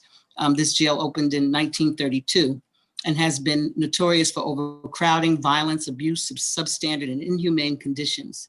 The Rikers Public Memory Project is advocating for its closure, but this could be a tie-in as well as we look towards social and criminal justice reform. We have garnered a great deal of support for this project. We've been visiting all of the boards around Manhattan and getting letters of support from different organizations and the surrounding boards. We have their support, and we are looking for 12 support, but we've been to all of the boards. We also have a letter from Senator Chuck Schumer in support of this project. And I'd just like to say that our borough president, Gail Brewer, has been tremendously supportive every step of the way with this project. The project would also, in terms of advocacy and around legislation, we would be looking to advocate for ending unnecessary jail detention for people awaiting trial and for low-level offenses, shortening excessive prison sentences and improving release processes, sentencing fewer people to incarceration and making sentences shorter, changing the financial incentives that fuel punitive justice system responses, stopping probation and parole systems from fueling incarceration, keeping juvenile justice, criminal justice, and immigration processes separate, giving all communities a voice in how our justice system works, examination of punishment versus rehabilitation. As a part of our vetting of this issue, we held 3 public forums over this summer. And these are our panelists who participated: Sarah Burns, filmmaker; Malik Yoba, actor, author, and activist; Dr. Yusef Salaam, one of the exonerated 5, member of the exonerated 5; Mrs. Sharon Salaam, mother of Yusef Salaam, and also co-founder of the Justice for the Wrongfully Incarcerated; Jay Larry, corporate attorney; Ricardo Barreto, independent cultural community consultant specializing in public art process; Cynthia Copeland, president of the Institute for the Exploration of Seneca Village History; Vincent Sutherland, executive director for NYU Center on Race, Inequality, and the Law; Rebecca Brown, director of policy at the Innocence Project; Dr. Adamola Alugbafola, vice president of International Communications Association and the Harlem Dwyer Cultural Center; Brenda Berkman, retired FDNY captain and director of Monumental Women Board of Directors; myself, and Isaiah Jenkins, Manhattan Borough Director, Office of Mayor Bill de Blasio. So as I said, we had extensive vetting of this issue. We first, as our chair Cicely explained, we first had the request for this commemoration voiced at our October 2nd, 2019 General Board meeting. We subsequently took this to committee. So on December 11th of 2019, January 22nd of 2020, February 12th of 2020, March 11th of 2020, we met in committee. On March 25th, we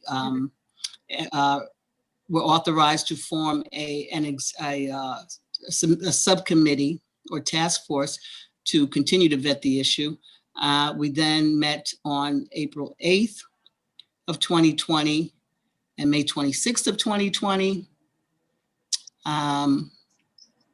We passed a resolution in support of the proposal on June 3rd, and it passed unanimously. Then subsequent to that, the subcommittee met on June 18th, July 9th, and July 30th of 2020. As a result of all of these discussions we're garnering facts and opinions to inform what the process would be to affect this commemoration. Focus groups, as I said, were held and facilitated by Manhattan Community Board 10. I do need you to kind of wrap up which were these public forums. Presentation. Oh, yeah. Yes, I'm coming to the end. Okay. Okay, so at least we had these discussions in July 9th, 16th, and 23rd of 2020. We also formed a walkthrough group consisting of subcommittee members who established criteria for where what would be the best location for the commemoration. They met on August 13th and August 15th, and they selected. And the criteria would be consisted of a route that the exonerated five would have entered the park in 1989, how accessible that site would be to visitors, and a site that would be least intrusive to the integrity of the park setting and respect of the Central Park mission. And as a result of that walkthrough, the group is recommending the 110th Street and 5th Avenue entrance of the park. So we developed a statement of objectives and goals, which we submitted to Central Park Conservancy and New York City Parks on October 23rd. On January 12th, we got feedback. So we are involved in developing those next steps. And I would like to thank you for your patience. This concludes my presentation. And I'll take any questions at this point. Thank you. Before I start recognizing questions, I do just want to say that you can't sit through this presentation and not cry for part of it. You just can't. I appreciate your work. I think it's our job as a board to support our sister boards, but certainly not to micromanage the details of how exactly this plays out. So while I'm happy to have a very little bit, a very short discussion on this end, I don't actually want to have discussion about what we think the art should look like, the route should look like, you know, those kinds of things, because that feels like that's your responsibility as Board 10. But I think I am really grateful for the detailed look into your process, because I think that does help to inform our understanding of our timeline for our process and looking at this larger question of, you know, what do we do with Bennett Park? What do we do with, you know, renaming, co-naming, unnaming some of our other parks? So that's very useful to see that, you know, your process here took, your timeline was like 18 months and counting. I do want to recognize first, actually not our committee member, Curtis Young, who's the chair of our Public Safety Committee. And I do want to say that it's particularly poignant that we're having this conversation in February and Black History Month. So thank you for that timing. And without presuming to read people's minds, I'm going to guess that there is not going to be any objection to a resolution in support of all that you've done and calling on, you know, board. I don't know exactly. I'll check with our parliamentarian if we need a resolution calling for a letter of support or a resolution in support of your resolution or what the mechanics of that are, but I can't imagine there's going to be any objections. So with that, I'm going to recognize Curtis and then Aisha. I just want to say publicly, it is an honor to be here with CV10, whose board chair is my good friend from college, Cicely Harris. So it's great to see my fellow Hamptonians doing great work and representing the culture at a very important time. So thank you, Cicely Harris, for joining us this evening. That's all I have to say. Thank you, Curtis. Aisha?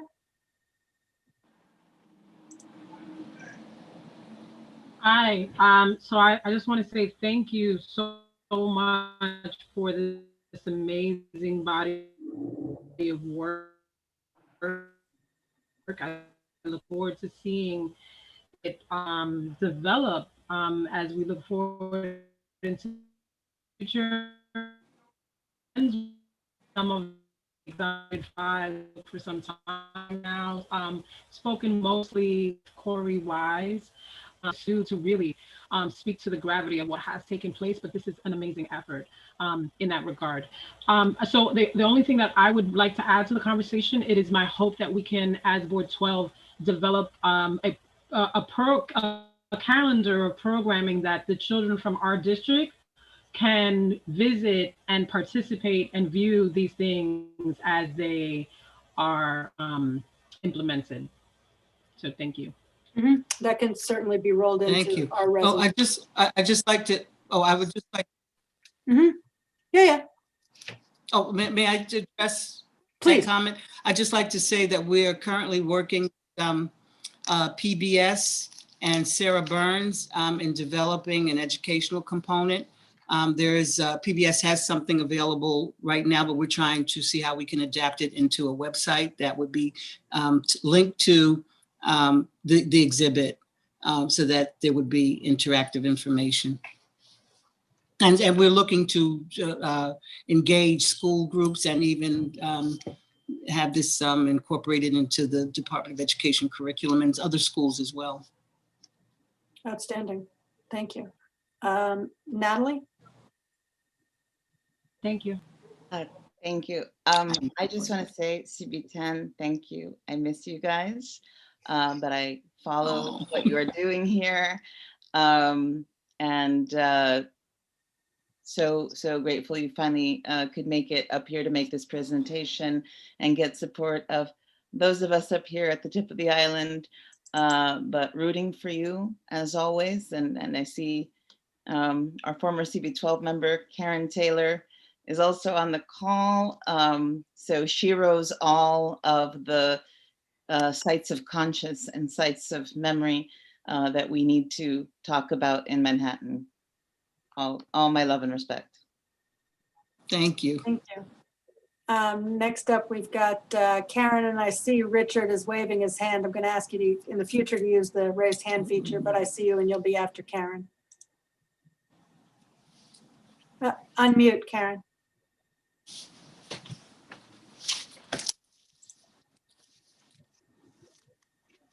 I just wanted to say to Karen Ori and Cicely Harris that it's wonderful work that you have done around the exonerated five, because I remember what that whole energy was like back in the 1980s. And those young men really went through hell, and they deserve all kinds of kudos for what they suffered. And it's a wonderful thing that you all are doing. That's all I want to say. Thank you. Thank you. Richard? I don't have access to a raised hands feature. There's not much to add to something that everyone's saying, how right and how good and how needed this is. Two things caught my attention. I'm really glad that you referenced Seneca Village as part of this, because it's very much part of our park's history, our Central Park history, and perhaps it's something that, as we look at Upper Manhattan history, it may be something that we want to remember in one way or another, particularly. Also, just great appreciation to CB10. I regularly attend CB10's Aging Task Force, and what I see across the board is just a really focused, excellent board that it's a pleasure to connect with in any way we can connect. Thank you. Thank you, Richard. So we've got, I would accept a motion to pass a resolution supporting CB10's proposal, CB10's work. We did get a draft of a letter of support passed by CB9. And I would look to borrow some of that wording. I would look to take some wording out of the presentation. Karen, if you can do me a favor and email me that PowerPoint so I can quote from it, that would be helpful. So Liz, I would definitely like to do that for you. Put forward the motion that we support. Okay. Support this Second. work. So Aisha moves and Sally will Carol second it. seconds. And although we could totally talk about this probably all night because it's incredibly interesting, I'm reading the Zoom and looking at your faces, and I'm thinking that we don't actually have to do that. So I'm just going to move it straight to a vote. And if everybody can, all the board members and committee members can turn on their cameras so I can see you.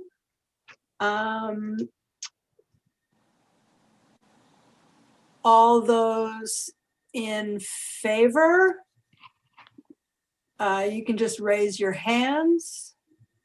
You can add me, Sally. I can't turn on my camera. Okay, no worries. So I've got Aisha, Francisco,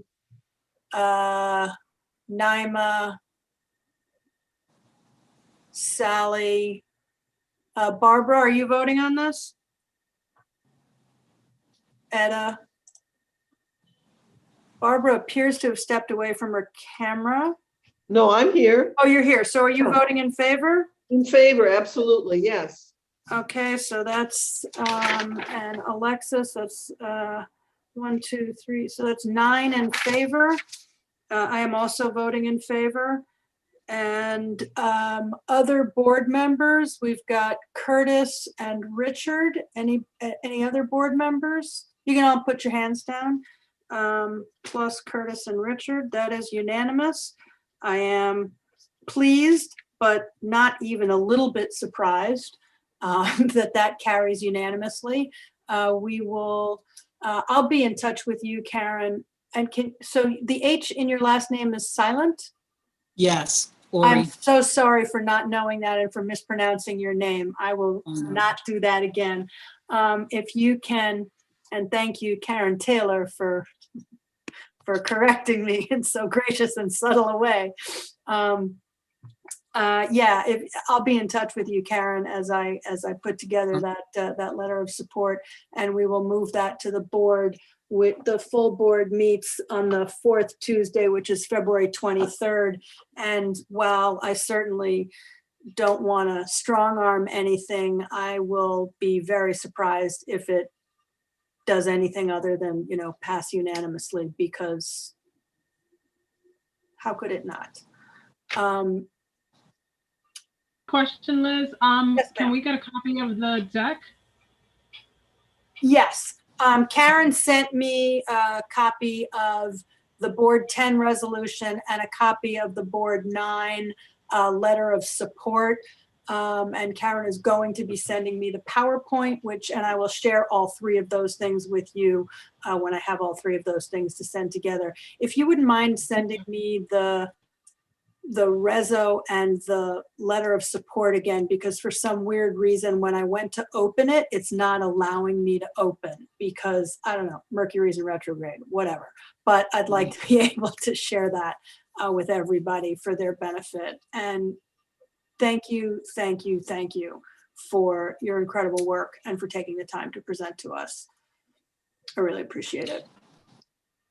My pleasure. And I'd just like to say, Liz, the PowerPoint is huge. So what I can do is I can send you excerpts. You tell me what it is that you would like specifically, and I can send you excerpts of it.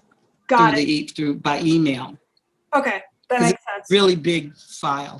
Got it. Okay. That sounds good. I'll be in touch with you later this week then. Thanks so much. I appreciate it. All right. All right. Thank you so very much. Thank you, everyone.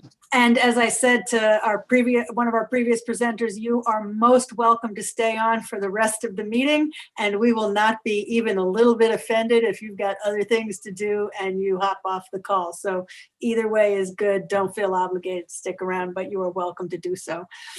Thank you. I'm going to say I've got my 2 grandchildren. I've got to get them in bed for. All All righty. Well, I really think that every child and every parent or grandparent of a child who is dealing with this Zoom school thing, everybody deserves an award. Oh my God. Oh my goodness, yes. Hats off. Hats off to you. That's graders, oh my goodness. Yeah. All right. So at 8:50. All right. Thanks so much. So at You're welcome. 8:15, we've got one more agenda item and then an item of new business. So I want to move through this pretty quickly. Just by way of background, we're all familiar with the conversation that we've been having around the renaming of Bennett Park and possibly other parks as well. No news on that, but as we saw from the previous presentation, this is going to be sort of an ongoing thing that we discuss in different pieces of, not necessarily at every meeting, but at multiple meetings as we go forward in like a comprehensive and really broad and deep way. So adding to that, I want to turn things over. Oh my goodness, I saw a raised hand from Francisco Lopez that I didn't see before. Were you looking to speak on the previous issue? And if so, I'm very sorry. You got something? No, I was just raising my hand for the vote. I just never took it down. Oh, okay. Whew. I was like, oh my goodness. Didn't want you to think I was ignoring you. So my bad. Excellent. So I'd like to turn it over now to Daryl, who's going to report on something interesting that we did. Yes, definitely. Thank you. Good evening, everyone. So, obviously it was such a robust conversation that we had around the renaming of Bennett Park. It just got me thinking about, what are other naming opportunities throughout our district in different parks and other areas that this committee has purview over. So we did an initial inventory of that, which kind of culminated. Liz and I took a drive all the way around the district and almost got hit by a UPS truck, but that's another story. It was very scary. It's okay. It wasn't her fault, that is for sure. So I do have a list that I wanted to share. And Liz, what is the best way?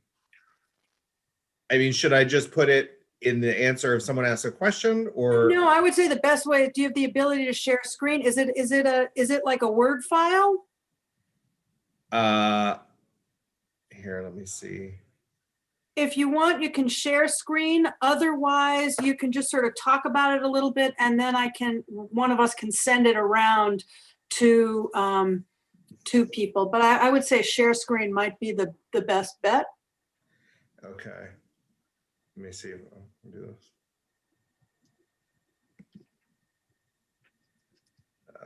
Hold on a second. Okay. Let's see, getting there.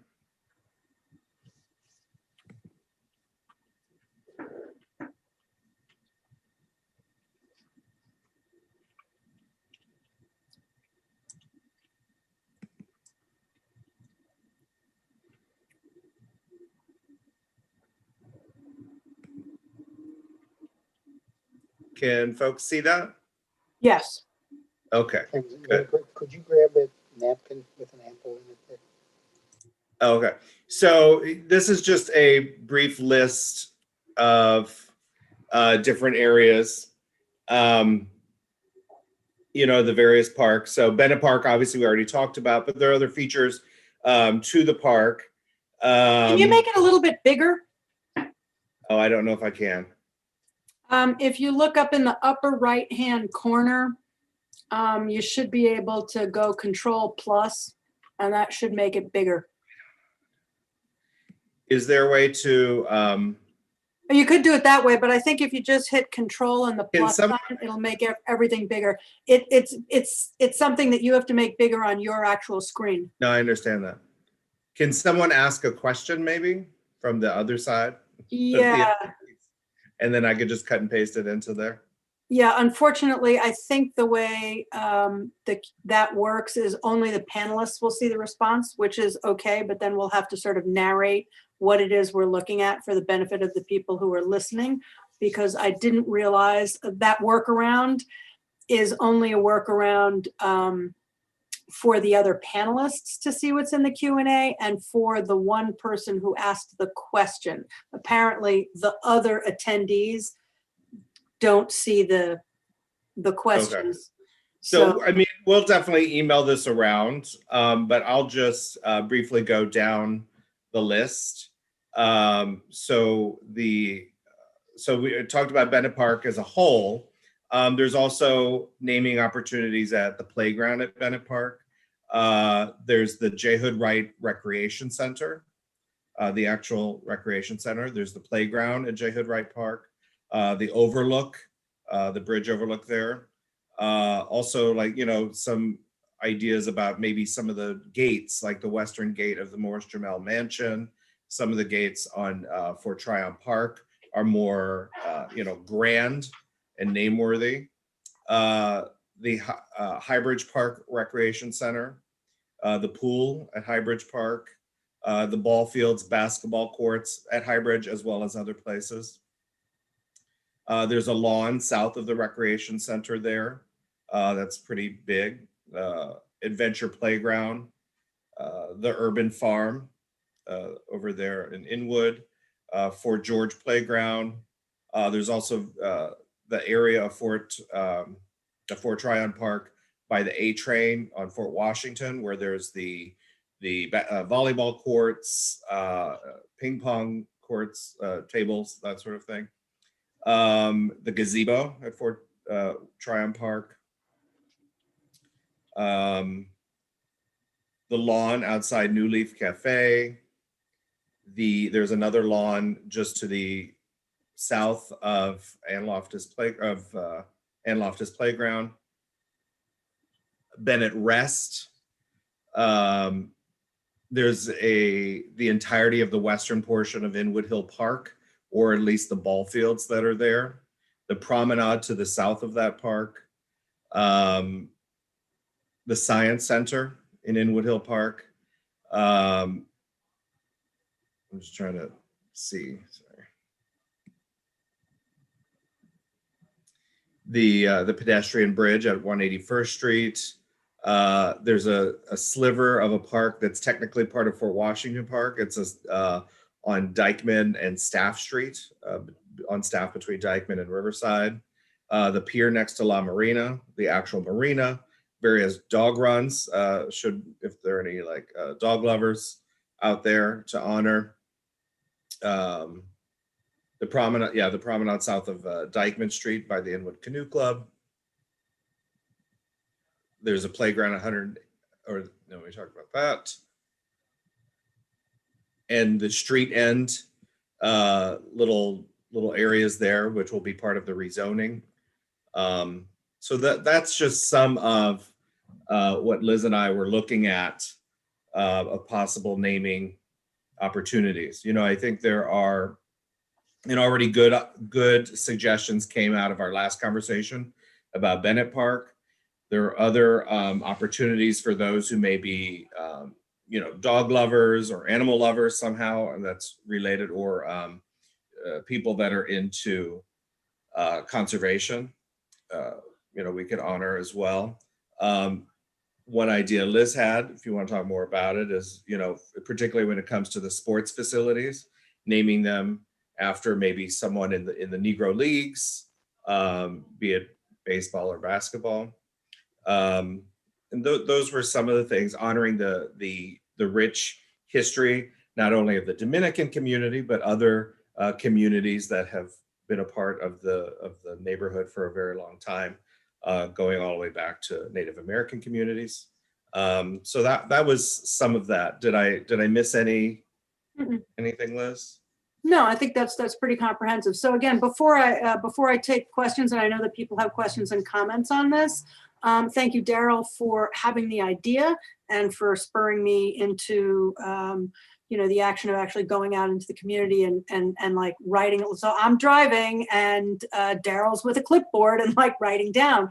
So again, there's nothing that we're going to decide here tonight, but given the length of the conversation that we had a couple of months ago on all different names that we could think about for Bennett Park, it sort of begged the question of, well, that's just one park, but we have all of these names, virtually all of which were great ideas.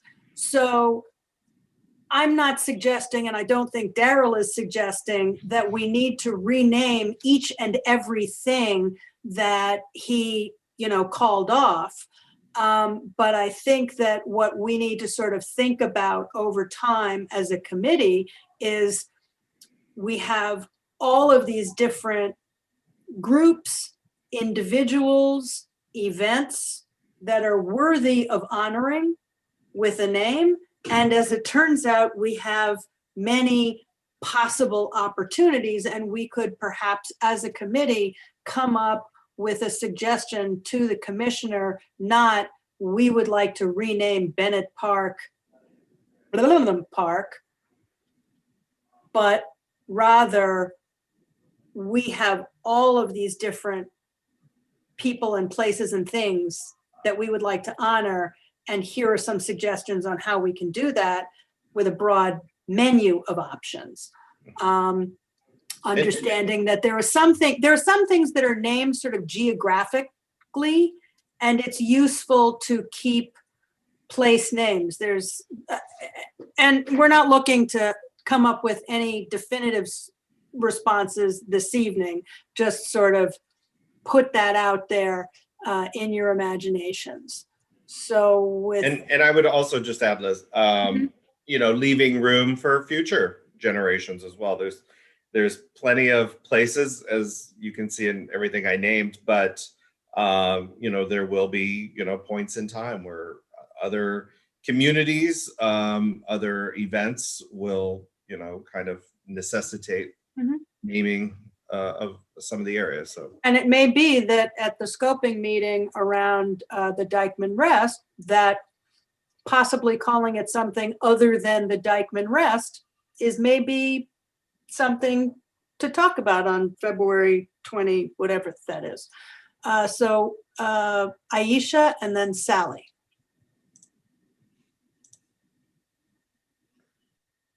Hi.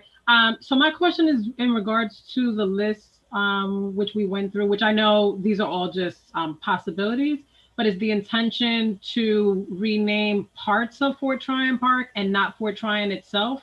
Because I know that a resolution came before the committee in order to rename the entire park because of the many reasons that I won't go into at this moment. That's a good question. That's a separate whole other conversation. And I think that there are lots of things to consider, both whether Fort Tryon Park continues to be called Fort Tryon Park or gets called something else, and whether or not that happens. There are many things within that park that have names: the Billings Lawn, Abby's Lawn, the Linden Terrace, the Ann Loftus Playground, the Dongan Lawn, Margaret Corbin Circle, the Stanley Michaels Promenade, the Heather Garden. So I'm not looking necessarily to, and I don't think we're looking to necessarily rename those, but just recognizing that, as with Central Park, there are many components to the park where multiple people could be honored. Okay. And lastly, I did have a conversation with Jacob Morris earlier today.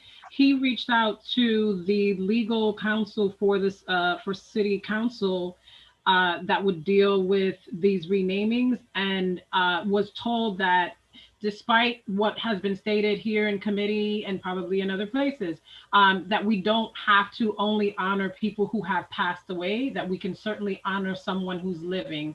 An example of that is the Harry Belafonte resolution that came before the board, which Jim Berlin shot down because he's still alive. So I just wanted to put that on the record. Right. I understand that. Yeah, I hear you. So I just want to clarify that the way that parks get named is at the discretion of the commissioner.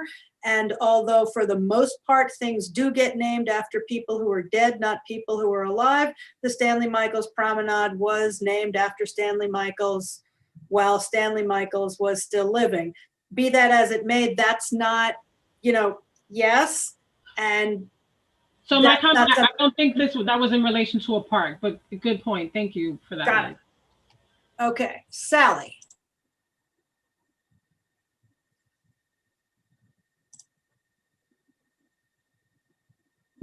Sorry, I was trying to unmute. Yeah, I would just add the entirety of Inwood Hill Park to the list. I know that that's a place name, but I think that we should also consider renaming the whole park, given the Lenape history. Right on. Just one clarification. The city council, actually one of the first sort of, I think, namings, the city council can pass a resolution related to a park. That's how the Shirakapak Nature Preserve, the 143 acres within Inwood Hill Park, was named. I believe that, that was in the 80s. And so maybe, it's entirely different now, but I just that may be what, some people were confused about. Cool, thank you.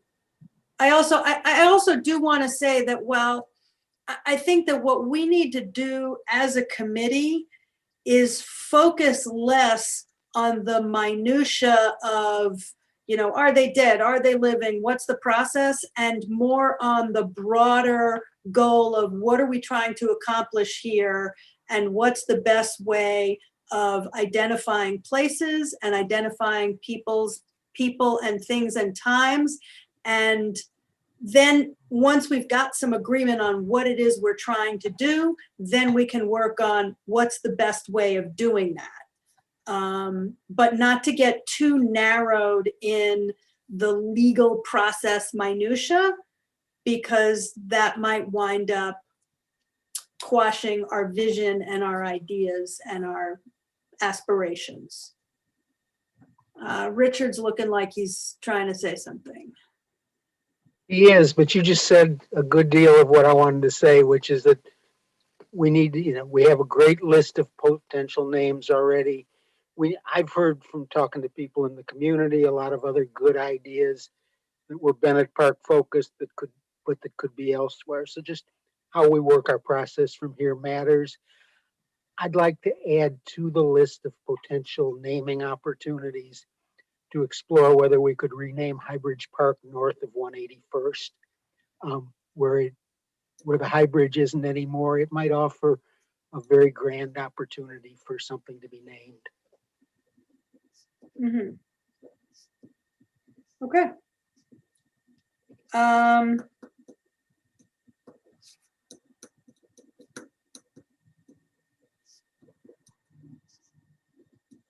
Okay. Alexis.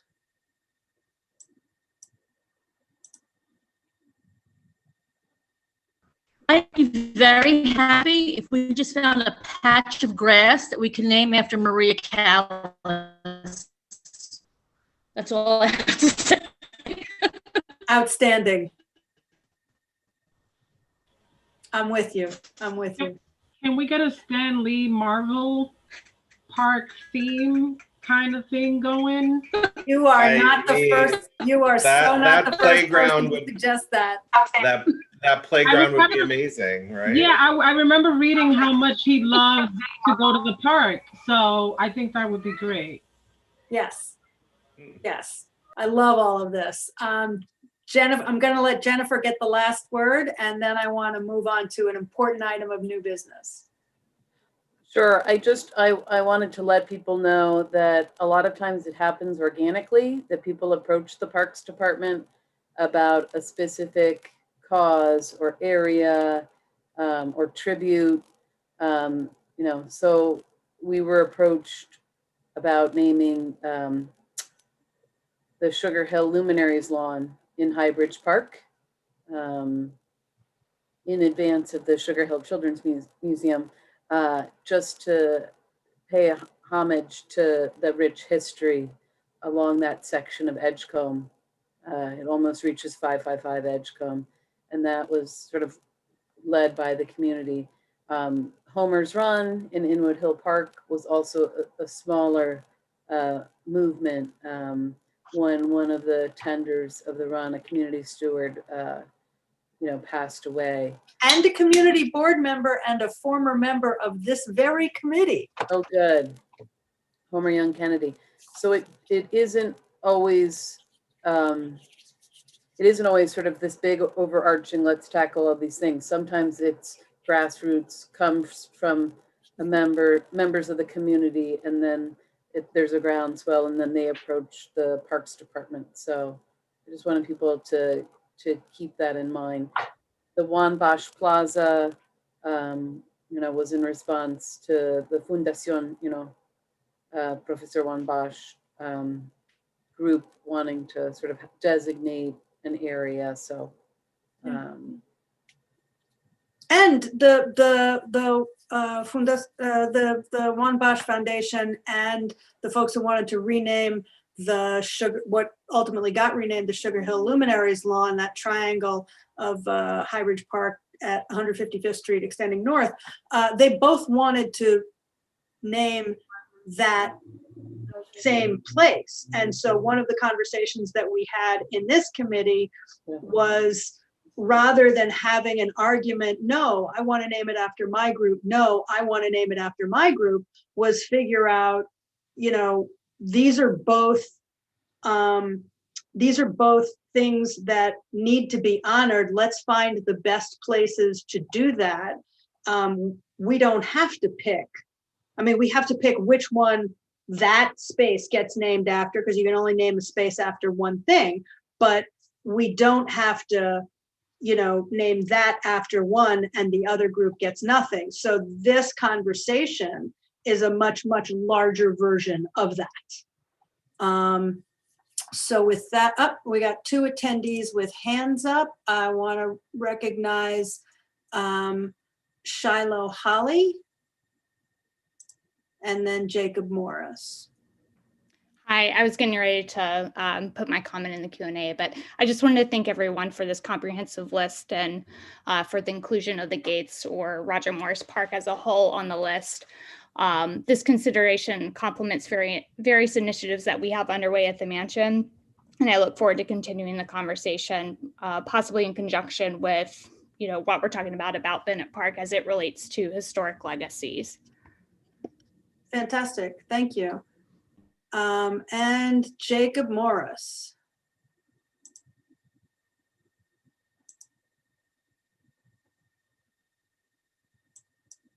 While you're unmuting, I do want to say, Jacob, I'm delighted that you're on the call. I was thinking about you and I invoked your name to Daryl as we were driving around when I told him the story about the Sugar Hill Luminaries Lawn, and I was feeling bad that I had not heard from you in a while. So I'm glad you are well. Well, and I feel the same way in regards to your continuing leadership of the committee. You've been doing a fantastic job through a lot of ups and downs with the board. And Jennifer, it's wonderful to see you also, even if through Zoom. And Daryl, it's really a pleasure to meet you. And I can see that you're an outstanding addition to the work of the committee. Real quality insights. That was a great story that you just told about how it worked out with Sugar Hill Luminaries Lawn. Liz, wonderful. We know, how fraught that was. Yes. In regards to coming up with the compromise that made both the Black community and the Dominican community happy. Actually, they both wound up very happy with their respective namings, and that was a tribute in many ways to your leadership. Thank you. At that and point your advocacy. Well, thank you, my dear. I would still like to, in regards to Jennifer. Jennifer, you remember that that beautiful rendering I came up with for Sugar Hill Luminaries, with that in-ground amphitheater and that Luminaries walk. And I'd still like to explore that. Of course, I know the city budget is kind of, let's say, extremely hurt these days in terms of income. So who knows where the money would come from? But I remember your initial response to that particular proposal, design proposal for a Luminaries Walk, a Sugar Hill Luminaries Walk around the perimeter of an in-ground amphitheater, which the slope of Sugar Hill Luminaries lawn lends itself to, was quite favorable. And God knows, man, I sure hope this virus ends one of these days, you know, because we've waited a long time. So if we get to it 6 months from now, hey, so be it. Inshallah. But it would be a pleasure to, you know, to explore that. Liz, my darling, there's that plaque in Fort Tryon Park. And it's just incorrect. Which plaque? There are many. About the plaque for the first woman to die in the Revolutionary War, defending Fort Washington, that later got renamed Fort Tryon after he, you know, after the British pushed George Washington and the Revolutionary Army out of New York City into New Jersey. As you know, I need you to speed up your question on this because usually we have speakers do 2 minutes and you've had more than 2 minutes So already. that plaque was from circa 1900. Okay. And the plaque says that she fought for Fort Tryon Park, and she did not. She died defending Fort Washington Park, not Fort Tryon. So the plaque is incorrect. So to use that as the basis for naming Fort Tryon Park when he was such an egregious individual, So I'm actually going to stop you there. is fundamentally flawed. Right, I'm just saying that. I know this is not the time to pursue that as a full presentation, but I just wanted to let you know I didn't forget. Oh, I'm quite sure you didn't. Anyway, we will make time for that discussion and more. But this is not that time. And with that, I'm going to move the agenda to new business. Say thank you for the kind words, Jacob. Oh, Daryl, truly, I'm looking forward to meeting you in person and shaking your hand. Outstanding. Thank you, Jacob. So we do have an item of new business. I want to bring up Karen Taylor, our former member of the board and former member of the committee. I miss you, Karen. I miss you. I miss your cranky ways, Liz. Your cranky ways. I really miss your cranky ways. Why, thank you. So talk to us about while we're here. Okay, how much time do I have approximately? 2 minutes? Yeah, let's okay, let me 10 minutes. So basically, while we are still here, is seeking a letter of support for markers. It's called the Harlem Heritage Markers Project. We received 2 grants from the Pomeroy Foundation and the New York Community Trust to erect historic markers around Harlem / Washington Heights / Sugar Hill. So essentially, of course, you know, we have to pull together an application for the Department of Transportation and the EDC, et cetera, et cetera, et cetera. So you know that we need a letter of support to go through that whole process. So essentially, in February 2020, we had a meeting at the library on 125th Street.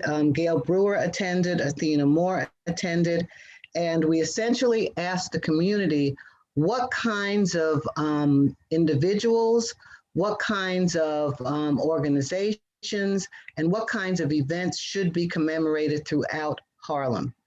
And we came up with an initial list of 25 different sites throughout community boards 9, 10, and 12. So basically, can I share my screen, Liz? Yes, you're a panelist, so you can share your screen. That's Okay. why I promoted you. Why, thank you. Let me find my little thing. Wait, hold While on. you're doing that, I do just want to tell you that notwithstanding our taking a vote on a resolution to go to the board on what the folks at Board 10 proposed, what you're proposing, we actually passed a resolution years ago for some of the work that Savannah Bailey McLean was doing. And because, although what you're doing is different from what she proposed, because it is, the specifics are different, but generically it's very similar, and the area is very similar.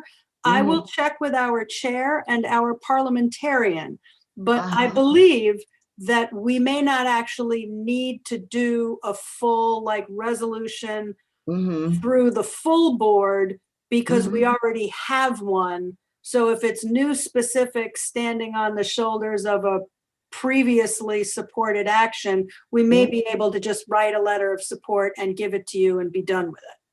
That would be wonderful. But for the people on the meeting who are not familiar with While We Are Still Here, we're a 501c3 organization that was founded in 2015. And essentially, we're a heritage preservation organization that was initially developed around 409 and 555 Edgecombe Avenue. But based on the input from various members of the community, they said, you know, you really need to expand to Harlem in the broader sense, as opposed to just 409 and 555 Edgecombe. So that is what also informed, you know, this list of various kinds of markers. And I'll show you guys the markers very quickly. I know we're almost out of time. But in terms of Community Board 12, you know, that whole kind of region, how can I say it?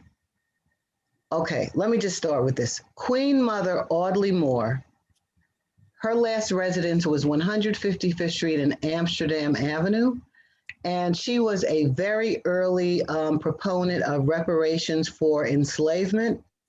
From the 1950s, she was one of the first, I would say, contemporary people who really tried to present the importance of providing reparations to the descendants of enslaved people. And as I said, she lived at 155th Street and Amsterdam Avenue. And if you see her here with David Dinkin, she was given a proclamation for her community activism. And then we also had the Modern School, and the school was at 539 West 152nd Street, and it was founded by Mildred Johnson in 1934. She was the daughter of J. Rosamond Johnson and the niece of James Weldon Johnson. And essentially, Mildred Johnson started this school when she was 20 years old. She was, you know, going through the educational process at the ethical culture teachers educational department. That's what they used to call it. And one of her requirements was that she had to give student teaching to various children. Because of racism at the time, she was not allowed to teach white children. So she came to Harlem and she founded the Modern School, which she founded in approximately 1934. The school lasted until 1996. And that was a great, extraordinary achievement because many of Mildred's students are currently, they're judges, they're attorneys, they're professors, they're artists, et cetera, et cetera, et cetera. And they're all across the country and they're all across the various eras. And J. Rosamond Johnson was her father, and he was a co-writer of the Black National Anthem, Lift Every Voice and Sing. And so this address is a very significant address because of what Mildred, because of the faith that she had in educating the children of Harlem. We also have, let me look at my list here, on 149th Street and Amsterdam Avenue, we have the, I'm scrolling up to it, we have in Community Board 12, we have the funeral site of Malcolm X. And many of you may know that currently the site, which was formerly a church, has been raised. And I've heard that they're going to put transitional housing there for homeless people. And so essentially we wanted to put a marker there because obviously Malcolm X was a very important person in terms of, you know, the Black liberation movement and in terms of Harlem and that kind of thing. And so we also have 409 and 555 Edgecombe Avenue, which I mentioned previously. And those two buildings are extraordinary in reference to the fact that they were home to a socioeconomic cross-section of Black America. In 555, where I live, we had people like Paul Robeson who lived here, Count Basie lived here, Cassandra Wilson lived here, Canada Lee lived here, many, many influential, progressive, activist-oriented African-American people lived here.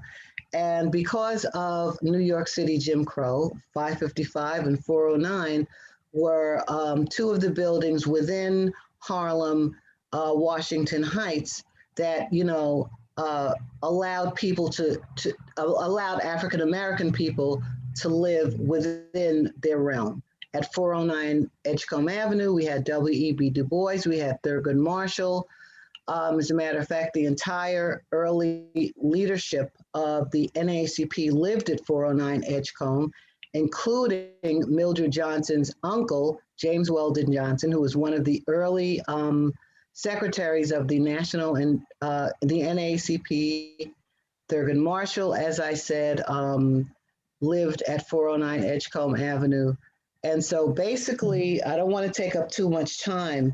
And as I was sitting here listening to Jacob and listening to Jen, I said, wow, this is a great segue because while we're still here, we've had concerts in the park, you know, at the Sugar Hill Luminaries lawn down at 555, I mean, down at 155th Street and Edgecombe Avenue. And that park is a wonderful space because, I mean, people just flock there, you know, they enjoy the space, they enjoy the music that we offer. And so basically, I'm just, you know, hoping that you all can give us this letter of support. Community Board 9 offered a letter of support, and we're waiting for Community Board 10 to offer a letter of support. So I got a couple of quick questions. One is, did Constance Baker Motley live at 555 or 409? She lived at 409. 409, okay. I thought it was 555, but then someone corrected me and I wasn't really sure and I was curious. Yes. I do, what's the deadline for your grant? When is your grant due? We've actually been awarded the funds. Uh-huh. Okay, so let me share this other part of this thing. The Pomeroy Foundation has offered grant support for 25 historic markers. The New York Community Trust has offered just kind of general support for whatever we need. So basically, there is the issue of the two kinds of signs. Okay, now, this, you see where it says prototype signs design? Yeah. Now, this is the most wonderful sign that we would love to have. The EDC has already approved these signs. They are down at the 34th Street Partnership. They've already approved these signs, and we would love to have these signs, but they're $3,500 a piece. And when we spoke to the people at Community Board 9, they said, well, you know, there are issues around the contemporary nature of what these signs look like, and that could kind of interfere with the historic nature of the whole brownstone field that Harlem has. That's not gonna be an issue for us, I think, because the sites that you've mentioned are not within historic districts. We don't have very many historic districts up here, and I'd have to take a look at the sites, but I don't think that would be so much of an issue. Okay. So then the prototype signs design 2, the Pomeroy Foundation specifically funds this particular kind of sign. Right, those are all over the place. There's a ton of them in Philadelphia. All over. Yeah. All over. In Queens, I've seen them. There used to be some in Midtown Manhattan, but I think whoever took over the EDC, they have issues with this kind of sign. I don't know why, but you know, so basically we've gotten 2 grants that total approximately $45,000 to fabricate and install these signs, whichever signs we are approved to do. Okay.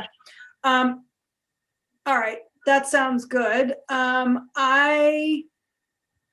Show of hands. I'm not seeing raised hands with any questions, which is good because I mean this seems pretty self-evident. Show of hands, committee members, cameras on. Any issues, problems, objections? Are we in favor of a letter of support around this project? It's Sally, I'm in favor. Okay, Sally's in favor. Sally, hi, Sally. Hi. Yeah, Daryl. Naima over. I think that this is a wonderful thing. I'm 100% in favor of it. And James Weldon Johnson is much deep respect. And I didn't know all these important people in history live in the area. So that's very powerful. Fantastic. Yep. We got Aisha hand up, Francisco hand up, Alexis hand up. Barbara, we got Etta hand up. Is Barbara still on the call? Barbara, do you approve? Barbara? I'm here. Okay. So I just wanted to quickly say the apartment to which I wasn't born in the apartment, but that I lived after I was born is right in the center of all this. And my first 5 years of life were there, 147th Street and Convent, well, between Convent and Amsterdam. And all of this to me is like a who knew, which I guess is the point that people should know. So yeah. Exactly. Exactly that. Barbara, are you in favor? Totally, yes. Fantastic. Daryl, is your hand up voting yes, or did you have something you wanted to add to the conversation? Voting yes. I just want to say it's great to see you, Karen. Same here, Daryl. You still look cute as hell. You ain't so bad looking yourself. Listen, would you reapply again? We need you back on this committee. Yeah. Yes. And happy birthday. Thank you. Wait, today's your birthday? Yeah, yesterday. Well, happy day after your birthday. Happy birthday. Thank you so much. The community board application link is in the Q&A, Karen. Thank you, Natalie. And happy belated birthday, Natalie. Has it been extended, Natalie? Natalie, when's your birthday? Mine was Friday. The deadline, with Liz's permission here, was extended for new applicants to the 22nd. Thank you. Fantastic. The 22nd. And since I'm unmuted, let me just say, Karen, that there have been many meetings I've been at this year regarding sites that have to do with links to the Underground Railroad and links to enslaved Africans right here in our in what is our backyard. And I find myself you know, channeling a lot of you. I find myself hearing the words from your documentary. So, Thank you, Natalie. Thank you. What Wow. she said. Richard, how do you vote on this? Thumbs up. Outstanding. Okay, so that's unanimous. And again, I will either craft a resolution which will be put on the floor at the end of the month, Okay. or I will write a letter of support for the chair's signature, which I believe he will be able to sign, since, as I said, it sort of stands on the shoulders of similar letters of support, but that's ultimately going to be his call. So committee members, if you don't see a resolution, it's not that I forgot about it, it's that it went through the other way. And yeah, and I will keep you all posted. So it is exactly 9 o'clock. Wow, that's perfect. That's perfect. Is there a motion to adjourn? Oh, wait, before we adjourn, I see a cute child alert. Francisco, you got to move your camera just a little bit to your right. Oh, the cute child is off camera. Where's That's the it. child? Aha! A cute child. There we go. There we go. It's not a committee meeting if we don't have at least one cute baby. Hey. Fantastic. Does she know how to say move to adjourn? Move to adjourn. He only speaks Spanish for now. Okay, necesitamos ir. Dile bye-bye. Dile bye-bye. Dile bye. Papi, dile bye-bye. No, he's not with it right now. He's not saying. Okay, motion to Looks like a adjourn. girl. Motion to adjourn. Sally Seconds. moves. Second. Carol seconds. Anybody opposed? Outstanding. Thank you all so much. And I will see you in 2 weeks at our general meeting. Good night. Good night, everybody. Good to see you, everybody. Karen. All right. Thanks so Same much. here, Jen. Nice to see you, Karen. Bravo on getting the grant. That's great news. That's great work. And Paula, if you can, send me all of the various links to the chat and the attendance and all that good stuff. Will do. Thanks. Good night, everyone. And Take care, Alexis, if you can send me the draft minutes would be great. And anything where there are gaps, don't worry about it, because as you heard, some people are going to be, sending notes on their comments and stuff like that. Thank you all. Okay. Bye. Good night. Night.